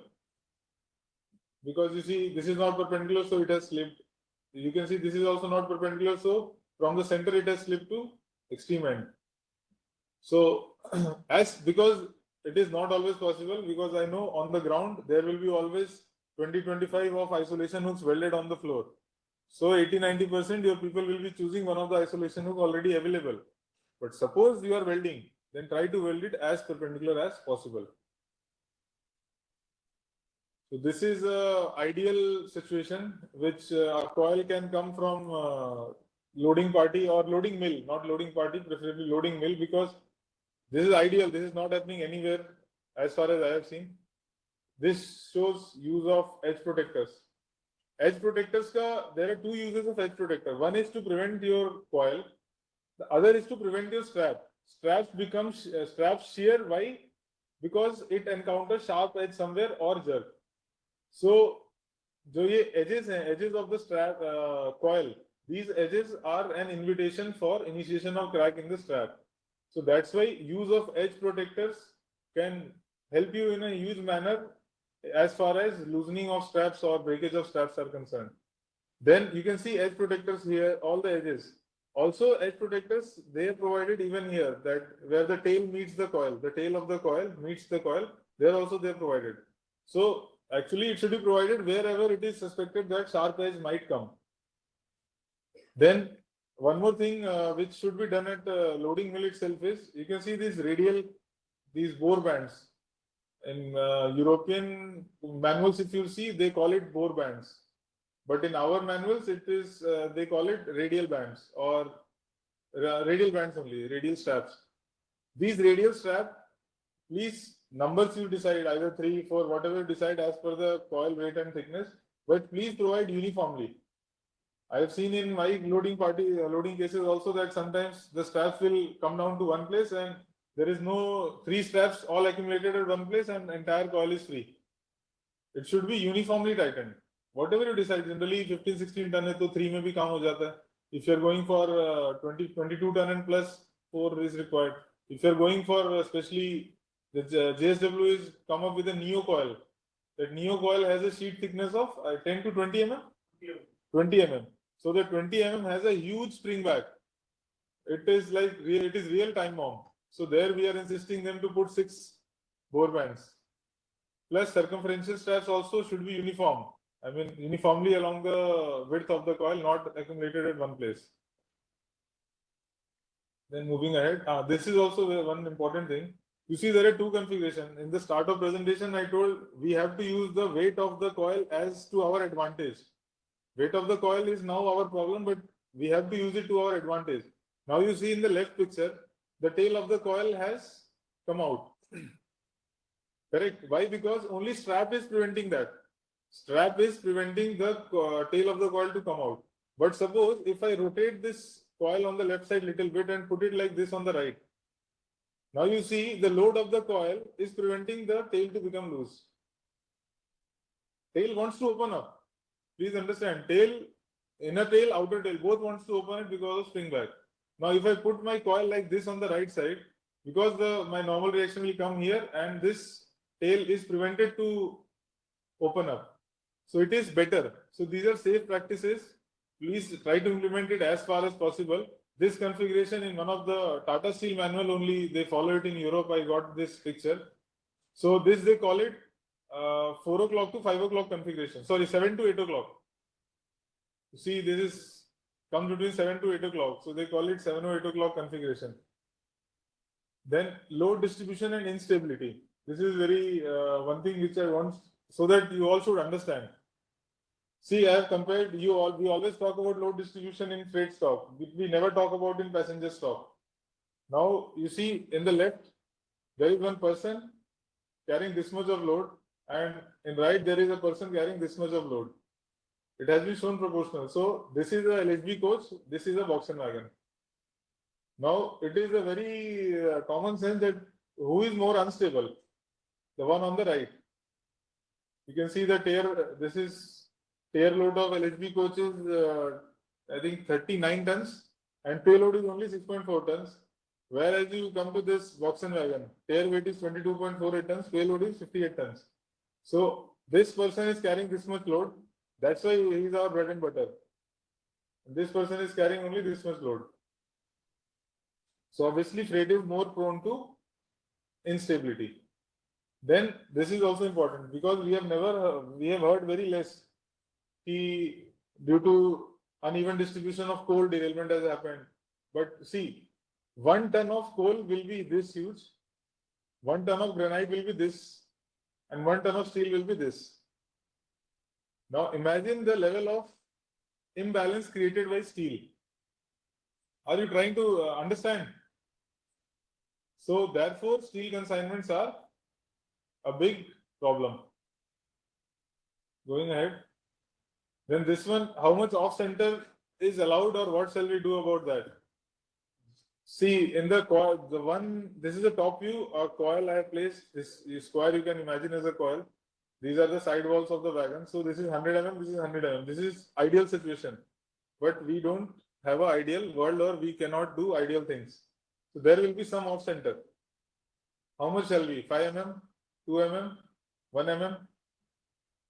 It is very subjective because it is nowhere written. Now thing is, sorry, it is hang. Okay, sorry. So this is, now suppose the coil has been placed like this on the left. Now you see on one side it has become 150 mm and this side it is coming 50 mm. Now most of the people, they say the off center is 150 minus 50. That is 100 mm. Correct? But actually the off center is only 50 mm. Off center you will measure from the center line, not from this ends. Anything, if you measure dimension at the end or at the diameter, it will have a twice effect as compared to center line. So this is actually 50 mm. This we have to keep in mind. Then what is the world standards of regarding off centers? These are the world standards. Regarding off center, only Chinese Railway speaks about it, that transfer distance between cargo's gravity center and the wagon geometrical center should be within 100 mm. The difference in the cargo, these are all, you can read, the presentation will be given to you, but point is, off center, we should try to restrict as much as possible. But since there is a, what we call limitation of the process, because we will be loading from EOTs, the coil will be shaking little bit, then you are placing, so 15, 20, 50 mm, you cannot resist. But you have to further see what, it is not extreme, that should not be there. Then this is a responsibility matrix which I've shown that what responsibility should be catered by whom. Then actually I've divided it into 4, that is rolling mills, loading party, post-loading team and unloading party. So rolling mill should ensure that rolling, because there are few things which you cannot do after the coil has been rolled and came out of mandrel of the rolling mill. So rolling mill, there should be no telescoping while rolling of coils. Then location of tail of coils, you should try to keep it between 7 to 8 o'clock or 4 to 5 o'clock as shown in the previous slides. Then minimum 2 circumferential bands, the bigger bands, and minimum 3 bore bands. That also symmetrically.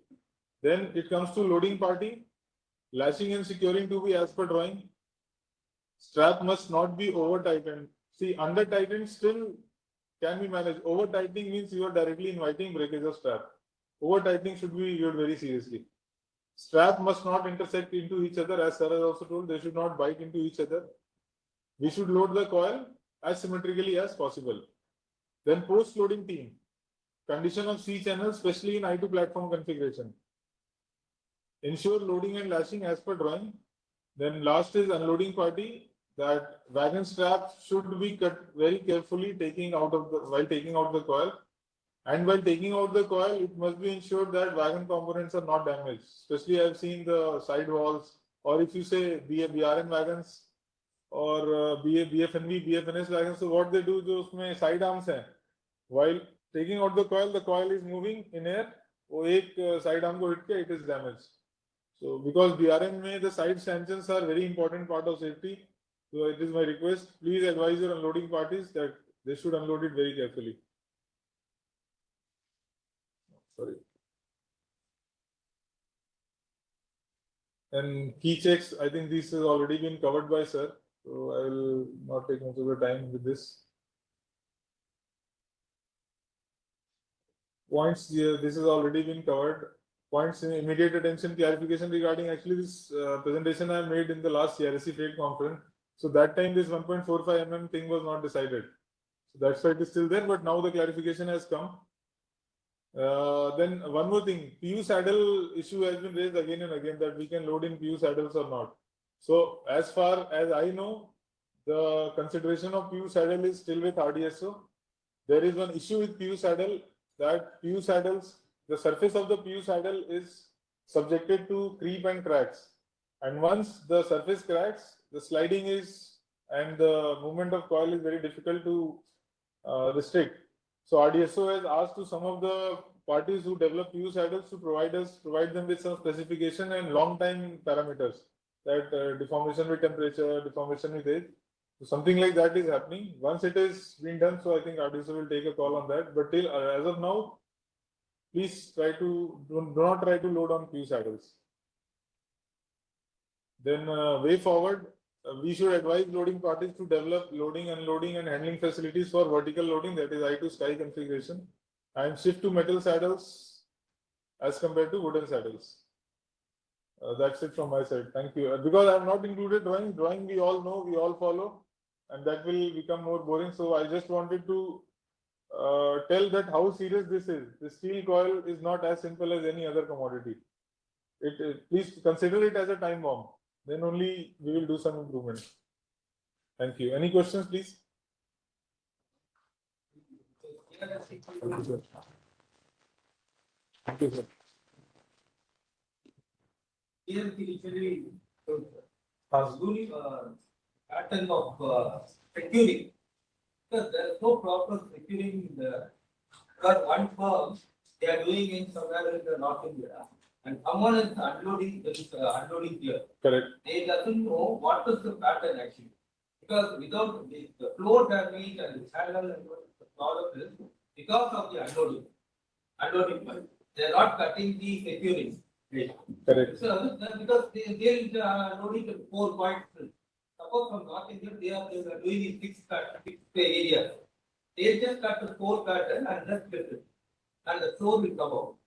Low, channel, That's what. Correct. again it falls. So that is the main problem we are facing, because we are at the maintenance side. Correct. That is the main problem. Due to that, only flooring is damaged. Not because of our weight. Because of the unloading point, that is our problem. Correct. And one more problem, sanction problem. Sanction problem will be theoretical, very simple method. Just lift it. That's very simple. While lifting some stones will be there in the Correct. it won't come. They have to lift with some hammer or something it will loosen it. Instead of that, they are hitting with the AC. No, but again. So automatically it's damaged. Correct. Damaged. And it falls on it. And one more thing, there's a small holding is there in the ladder. So I will answer. You can ask third question. Yes, sir. As far as the first question which you told, that because the unloading parties, not the loading, unloading parties generally they don't cut all the straps. Suppose out of 7 they cut 5 or 4, 2 are left other side hai, mushkil hai, so they will lift, the floor will come out. That is very true and it is happening. That's why we can only request, and if you are finding damages, it will take some of your time, but you start raising charges, because it is railway board letters also are there that the last unloading party can be raised with the charges. And if you are very sure, and the people who all the team available, commercial and your team available, if they are very sure this floor has damage because of this, you start raising charges. That is the only way out. Because requesting and talking, I mean, loading parties will not agree to me, but verbal requests don't hold much importance. Unless and until it is as simple as that, when you feel the pain, you will start improving. Same, please put on the charges. Then, and second thing, in such wagons, if it is coming to your sick line, you cannot detach in BPC cab under. If it is loadable, you cannot detach. But in that case, you should insist loading party that isolation hook should be welded where the floor is still secured.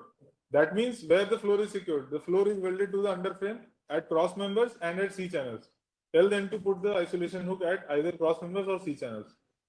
It will take some time, but that is the only way out. Now, the second question, as you have told that, as sir has told that side stanchions are very important in BRN wagons. So, in that way, you are very correct. Nearly 30 to 40% of stanchions comes damaged, bent, or they are not easily movable. In that case, you put it down, secure it, and you weld some vertical angle on the sole bar. That anyway in TMT bars, if you're loading TMT bars, we are doing. So then loading party should be insisted. You put, suppose that side stanchion is damaged, so you secure it, usko niche laake secure kar dijiye. By binding wire or tack welding, whatever you do, you secure it. And then weld a L angle or a C channel available on the sole bar. That at least can be done. One more thing is very simple to simple. No, it is not simple, I know. There's no provision for loading. Lifting, sir. I agree. Give me some handle like No, if you ask, see, that is a wagon. That's what I'm telling. No, that is a wagon. You cannot have all the facilities in the wagon. And one more thing is, you should accept we should do what is in our hands. No, our hands in BRN is running. We can do, sir. See, BRN is running. Unloading some other contractors. Use raise charges. Extra efforts. Please raise charges. That's what I'm telling. Please raise charges. And every rake it will take 1 hour extra to access along with your CCI or CI. But please do that. Please raise charges because then only loading. And I'm very sure in our system the information flow is so, I will not say not good, because even loading parties are not aware that their unloading parties are doing like this. Because everybody is so worked out, everybody is having so much work that they will udhar jo hua hua. So you start raising charges. At least we should get what maintenance we are doing, at least we should get that. And one more thing which I would like to add, all the wagon maintenance depots, we should stop that jugaad work to the extent possible. Please purchase material. Railway has enough funds, enough money, and railway board, when I was looking after freight, I also have the railway board is spending like anything on freight. Especially in capital, sir, they are giving so much money in freight. So we should stop jugaad work because sometimes our helper or technician, they will come up with this thing, sir, I have saved this much money by using this. Please don't promote that. Purchase material, use standard items, so it will help in less damages en route. Please go ahead. One more question, sir. There is a pattern, sir. One is 22 and another 18 load. Pattern.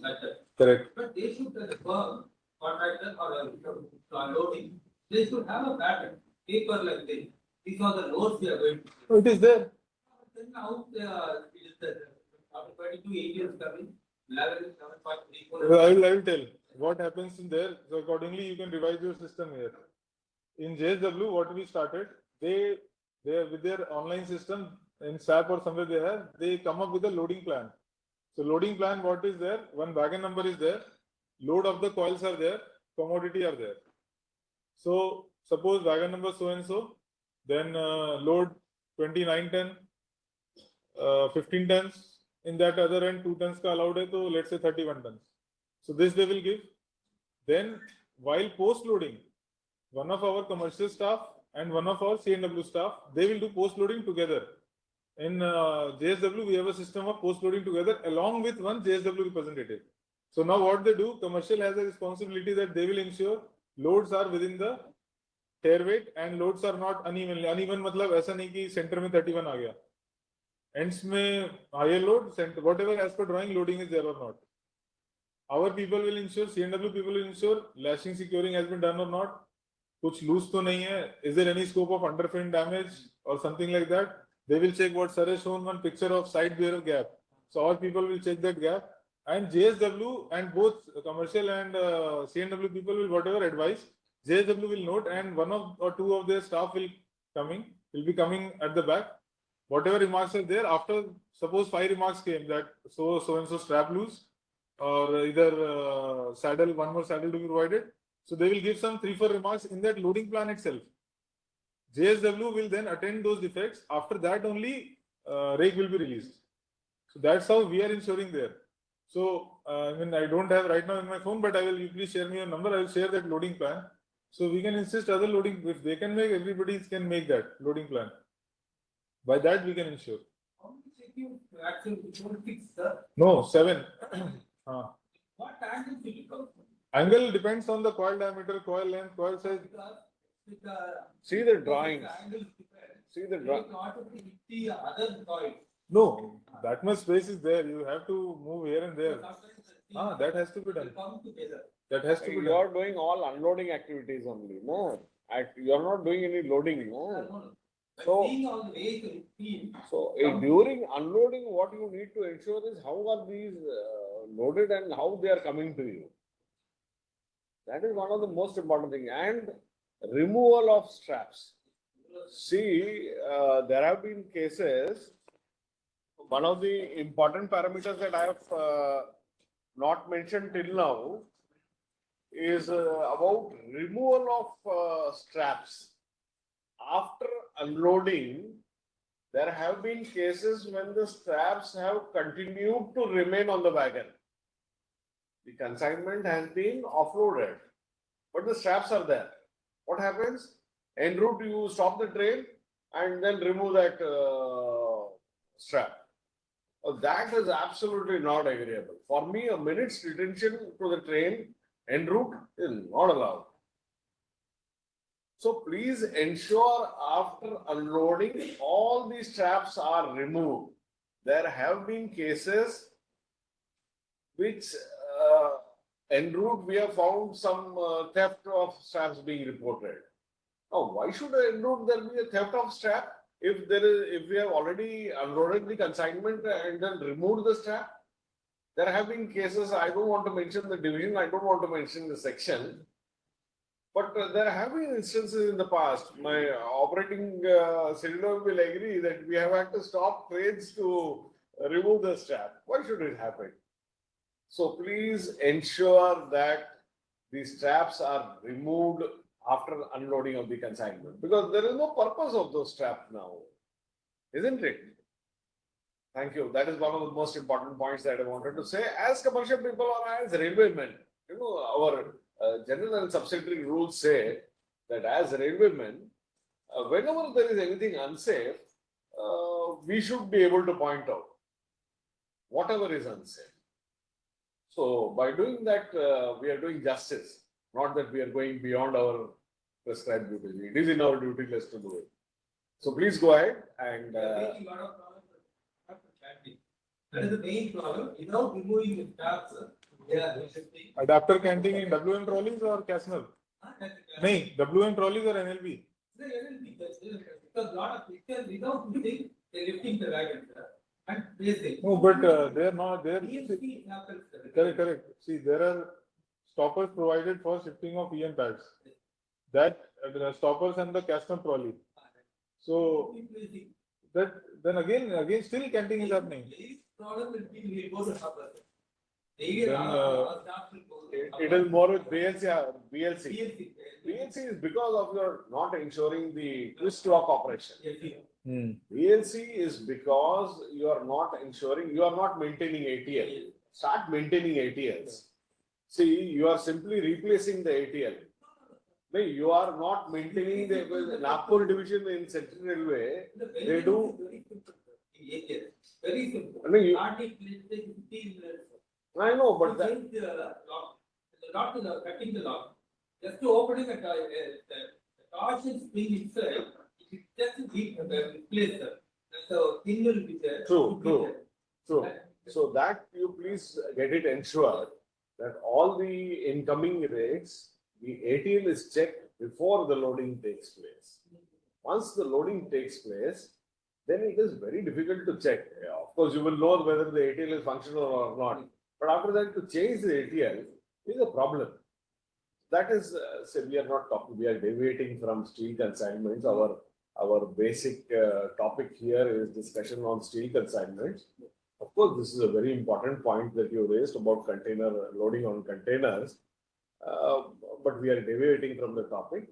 So if anybody else has any other query or any other thing to say, yeah, please. Good morning. I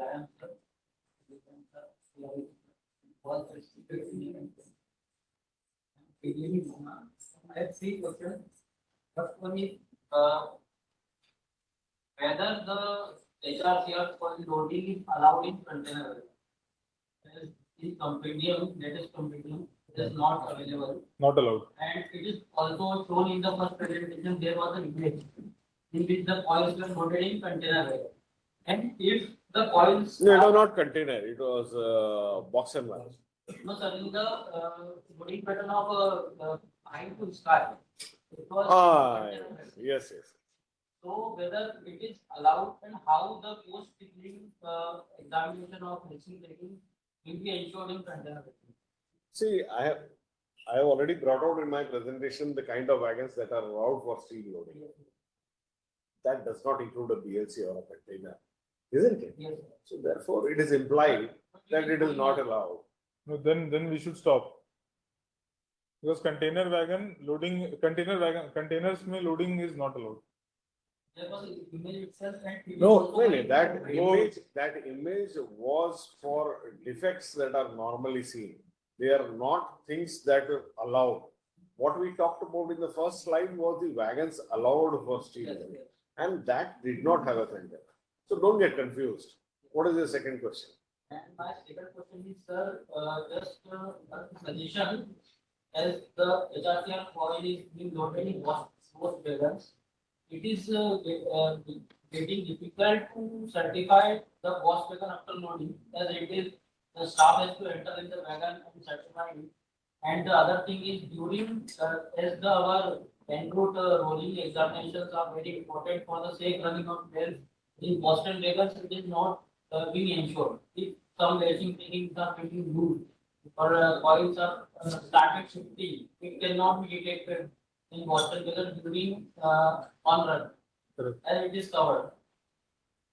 See, the whole idea, if you have witnessed a steel loading, you will realize that we always say that the doors of the wagon need to be open. Yes. Why?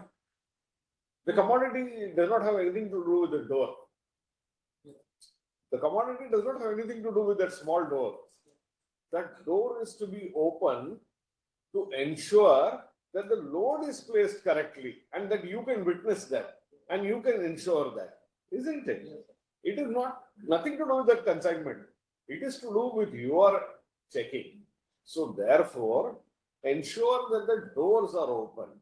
And en route, as far as I know, see, there have been cases where this even slight offloading, this PU bag, our people are experts in this. They will find out immediately uneven loading.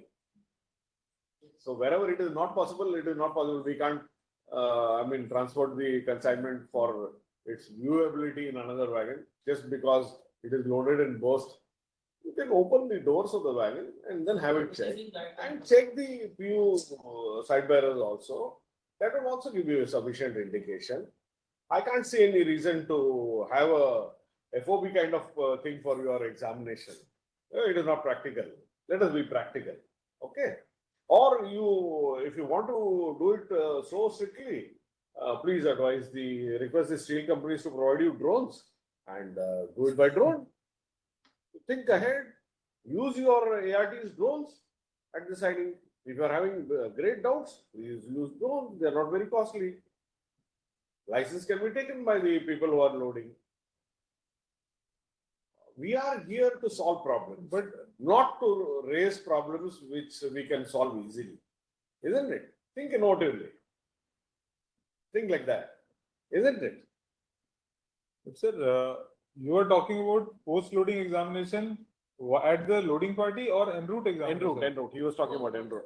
During post-loading examination. During post-loading, gate is open only. Doors are open only. They may not be open, it is sliding. That is why he's No, after sir, the standard practice, once I will say what is the standard practice, which we have said there. So, entire rake, doors will be opened. Not all, at least one door will be opened, wherever it is possible. When the rake comes for loading, so loading party people will put saddles as per their load plan already what they are having. After that, their people will get inside, they will start loading. Some 4.5 hours they will complete. Then they will intimate to us that, sir, we have completed. Then doors are open only. Abhi tak door close nahi hua. Once our people will check that I told you post loading, CNW commercial and one JSW president, they will come. Entire post loading will be done. Once okay, then doors will be closed. Before that, doors are open only. And en route, if you want to check in en route, obviously visibility is much better in BRN wagon. But please understand one more point of view. In BRN wagon, there is nothing to hold a coil who has gone rogue. If the coil has lost straps, now you cannot do anything. In box and post, at least side wall is there.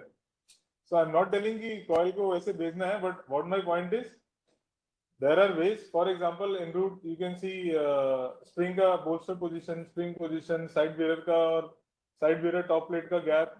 Some things, those things will show you that the load is still evenly distributed, because once the steel coil is such a high commodity and high dense load, if it even shifts a small amount, there will be visible change in the position of bolster, side bearer and all this. But whatever is there, मतलब we cannot change the wagons. इसमें बंद कर देंगे. नहीं, actually, as you have suggested, I rightly got your point. But let us also remember that CNW points are at major locations, and many of our ARTs are now having drones. So en route also, not only we, even civil engineers are having drones for their bridge inspections at various locations.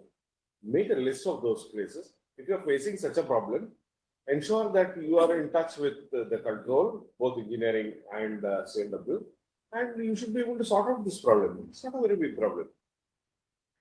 And our people are competent to see the wagons uneven loading even without a drone. You ask any TXR, he will tell you whether this is unevenly loaded or not. Even on the ballast train, we are able to find out. So I can't see a problem here. But even if there is such a problem, I have told you what is the solution that we can. Anybody else? One more thing. Yeah. Is there any guideline available for the time given for the post loading examination? As per As per my knowledge, it is not there. not available till there. Why do you want a time? Because sir, in How many people are you going to depute? it is also realistic. So why ask for time and come into problem here? Why commercial and operating people want it done in 5 minutes? If No, they but- want it done, they want it done yesterday. Before the loading is done, you should ensure that the loading is correct. No, Can you do it? You can't do it. So don't talk about things that you cannot do. And don't bring problems that we cannot address. See, these kind of issues, if you raise, it is just like talking about examination time. We do it at the fastest pace possible, isn't it? Isn't it? But sir, if some guidelines, you can. see, if you No, I can't approach- see a reason for issuing any such guidelines. Sir, if sir, I can't there see is one any- more thing, sir. The entire loading, that time given for loading to loading party, that is 12 hours or 10 hours, includes all the steps for loading. Post loading is one of the steps for loading. One of the activities which is related to loading only. So till the doors are closed, it is the 12 hours time only or 10 hours, whatever is given to whatever loading party. It is in that time only which that it has to be done. For example, at JSW, they use 20 meters generally 2 hours earlier कि sir हमारा loading complete हो गया, you people can come.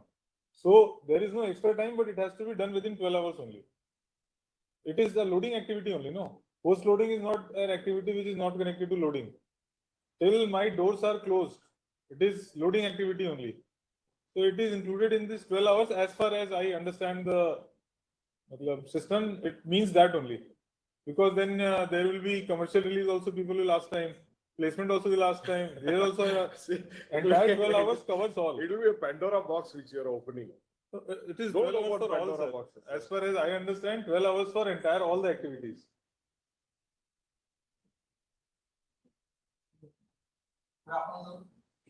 Sir, I have observed one problem related to the number of saddles that we are using. The new line pattern we are using 3 saddles. So, as the floor is not that much even, means our wagon floor is not that much even. So, when we are placing the coil on 3 saddles, many a times it is only placed on the 2 saddles. And the third saddle is always in the loose condition.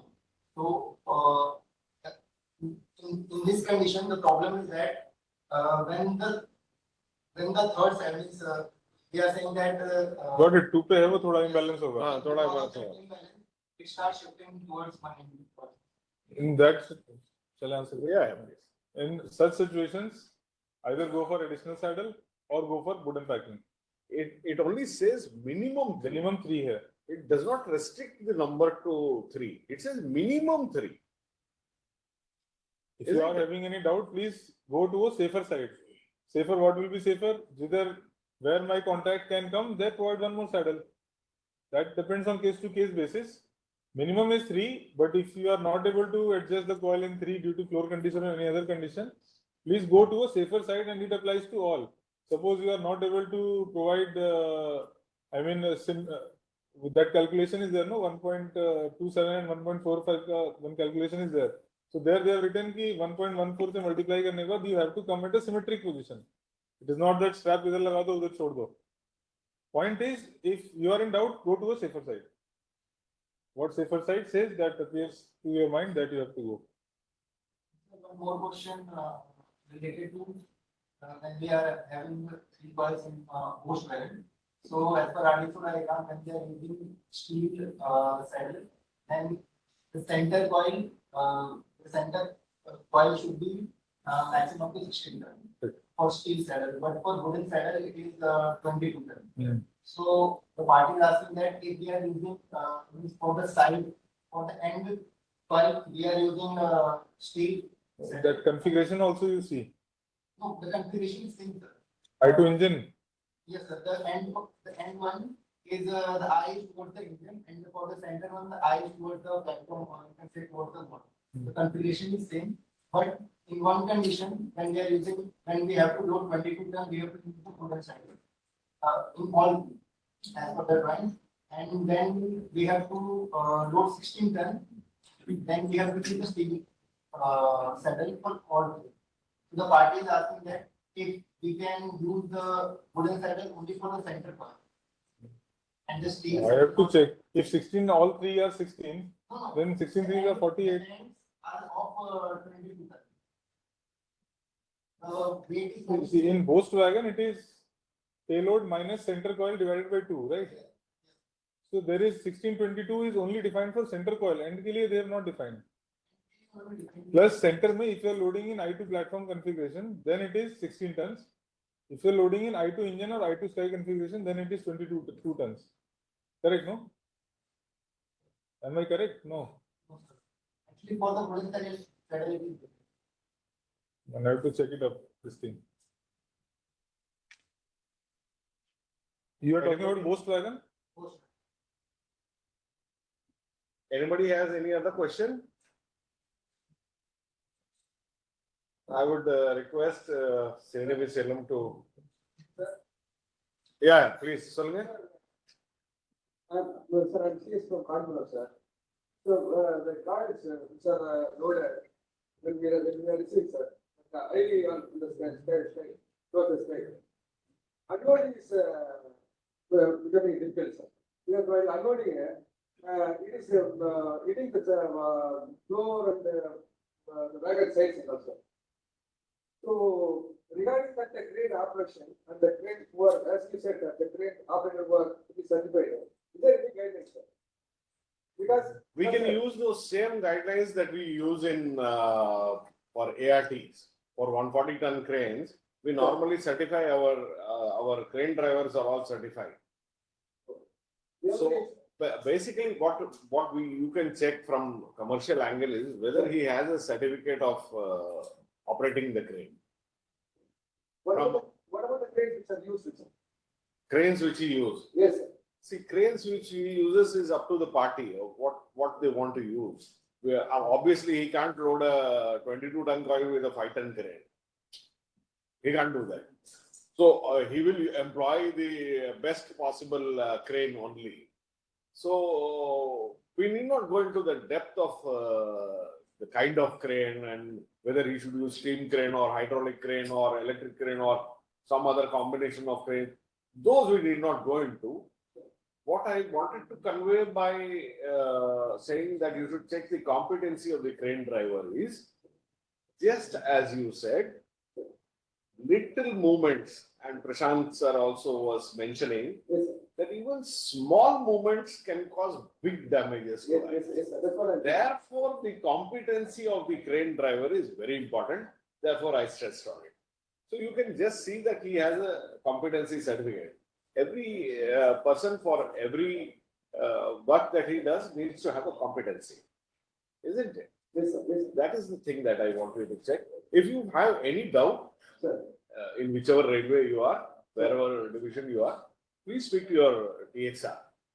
he will be able to immediately find out whether that competency is valid, whether the dates are normally mentioned on that certificate, from where he's been trained, from what date to what date it is valid, or which kind of crane he is authorized to operate. Those kinds are all defined. But if you have any doubt immediately to solve your problem, you contact your TXR. They will normally know how to check. Otherwise, we are there to help you. I think already parties are there. They are doing that, sir. I think we can ask the parties are here only. Are you issuing any competency certificate to your EOT operators or forklift It is operators? their private parties, the loading parties. Loading parties, sir. It is there, no? It is in your contract also, no? That he has to have this competency to operate the crane. Normally they would have, but if they don't have, you please bring out these points. Yes, sir, I'll bring it out. Because these are extensively very important points. And also, if you at loading site, if you see that one or two crane operators are generally doing some negligent work, or they have in the past one or two hitting they have done, please inform immediately the concerned AME or ACM, whosoever is there, and as well as loading party. Because I understand loading parties also do not want such damages, because damage is not only to our wagon, damage is to their coil also. So they also don't want such crane drivers. So immediately you inform to the concern. They definitely either they will replace or they will do something in this regard. Nowadays it is very simple to communicate, na? Nowadays it is very simple to communicate. Just put a WhatsApp message. Definitely you will get response. And if you don't get response, we are all there here. We are there to give you a response, to see that the issues are addressed. This is very important feedback. I would request each one of you to consider this very, very seriously. Because, always TXRs are not available during loading times. So normally I expect the commercial people to be there, and in your presence or slightly with your knowledge, the loading is being done. So please look into this. This is one of the points of the seminar. It's also a safety aspect, isn't it? Thank you. Thank you for bringing that point up. Sir, which type of container are not allowed? Any container coil loading is not allowed. No.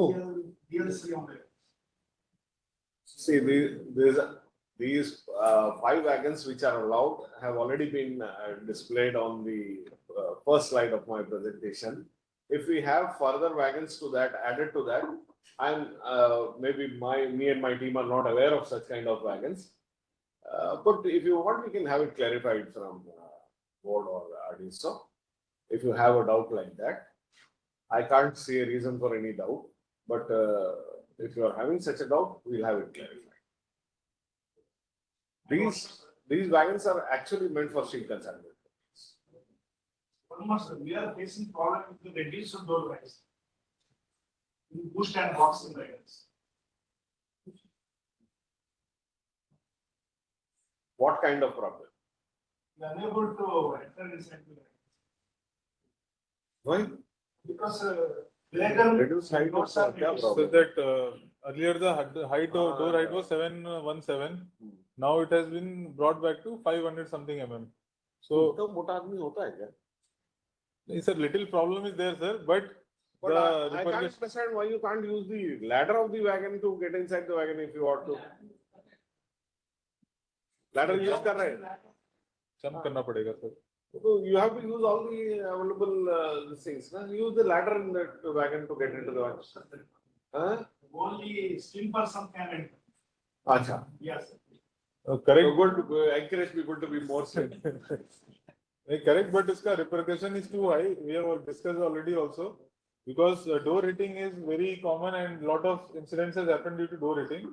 The idea behind this is this only, that even if the doors are open and they are perpendicular to wagon, then also they are not infringing our MMD, that is maximum moving dimension.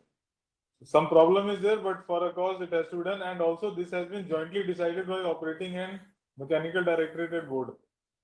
So if it is, but the problem is very huge, the hitting of doors. Some problem is there of entering, I agree, but still people can enter. Something has to be sacrificed for something aisa wala hai, sir. बिल्कुल. Okay, sir. NS or BRN wagon state arms sanctions. maximum bend रहता है तो हम लोग पूरा fold नहीं कर सकते. That's what I told, no? So these people unloading activities connect the phone system. Raise charges, that's what I told, no? Raise charges, and wherever you feel any problem or anything की movement का issue, you put a C channel or L angle. That also it is being welded. वो तो हम लोग कर रहे हैं sir. Provide कर रहे हैं. जो भी वो bend रहता है वो पूरा Take support of your local team, ना? और local TXR team जो है वो उनका support लीजिए. And I mean, what you are talking about is safety aspect of the loading. I mean, as Prashant also pointed out, he has given you an alternate solution also to that. He has given you clean sheet to do what is required. So therefore, I can't see why we are raising this issue. But ठीक है, as you have raised the issue, before the wagon is loaded, if we can ensure that it can be done. Otherwise, the respective zonal depot or division or whatever, they will be definitely able to help you. But we can't violate safety. You know? Violation of safety is not a very good idea. Sir, is there any relation between the loading temperature of coil and the failure of battery? Not a direct relation. I mean, I cannot give you an equation. But if you load it at high temperatures, suppose you are loading in, you very well understand that a metal is prone to. There are two things. You very well understand that a metal, any metal item, is prone to elongation and contraction with changing temperature. So suppose you have loaded a coil at, let's say, imagine 120 degrees Celsius or 150 degrees Celsius, loaded a coil and put on straps. Now that there will be elongation and contraction. Depending on that, either my straps will, we have tightened it to, let's say, 800 kg as per the RDSO norm. But now if my coil, let's say, elongates, because temperature कम हो रहा है तो it should contract होगा तो जो I जो center है हमारा, just imagine any movement. I'm not exactly able to tell that which part will behave, how it will behave, because it's a sheet wound around. It is not a ring. So it's in expansion or contraction, either my strap will become loose or my strap will break. Second, if you are loading a 150 degrees Celsius steel coil on a wooden saddle, the upper layer of wooden saddle is burnt. Burnt matlab you can see the black marks, and that reduces coefficient of friction drastically. Wood and, let's say, wood and steel, I think it is having a coefficient of friction of, I think, 0.45 or 0.5, I don't remember exactly. But if a wood saddle is wooden saddle is burnt, the surface is now very slippery. The coil can slip, and it is inviting the coil to slide.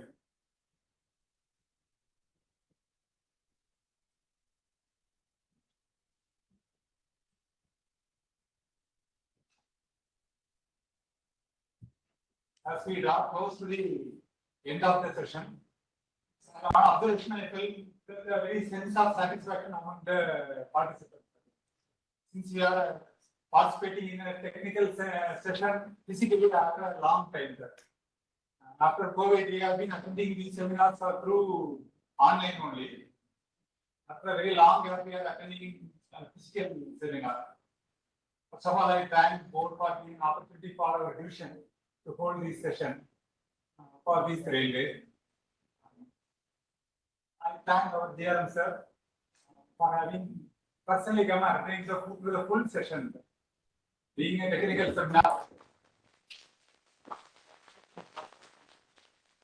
Similarly to our DRM sir also for your valuable addresses. It's very specific, sir, or CRP sir, for a very good foundation presentation. That presentation really is a very good foundation for all people to understand, especially because there is a very versatile range of supervisions are there. Technical skills are there. It is not a surprise for them because they know, but the commercial staff are there. I think that the doubts are asked by commercial staff also. It means that much they have understood the presentation. The foundation was very well taken by the important presenter. Yeah, in fact, This presentation was, this made the forum a very, it was taken to a very high level. Really, it was very appreciable. Thank you, sir. And in fact, very eye-opener to even technical stuff. Because nowadays we are more concentrated on customer complaints and almost we are totally give very less importance to price, especially to steel because steel loading is very limited in Southern Railway. So it gives a very good presentation. The presentation was very thanks to Thank you, sir. I thank the officers who have attended the presentation and to the participants. Almost all the participants I have seen, they were very keenly observing the presentation. There was no discussion among them. They were not attending the calls. They were really very good participants.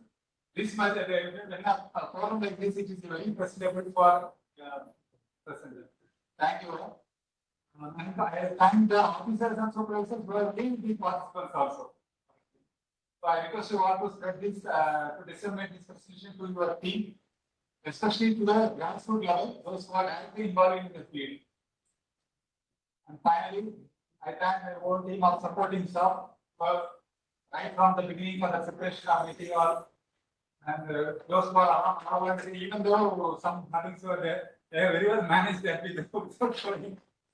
Thank you for attending. Once again, I thank you all for attending. I request you all to join the lunch which is being arranged in the addition to. Thank you. Morning when I got down from the station, I'm there till now. Hospitality was very good and very thankful to DRM. They are very but this meeting was Salem, really was very good. I really thank ADRM and DRM affiliated. I would also like to thank on behalf of all of you. I have also witnessed so many technical presentations, but none of this kind where each participant has been taken care of very well. And I really thank and appreciate DRM sir for all this among his all busy schedules. ADRM sir also has been giving a lot of time. Thank you, sir. Thanks a lot. We are indebted, sir. Your hospitality has been great, sir. Thank you, sir. Okay, thank you very much.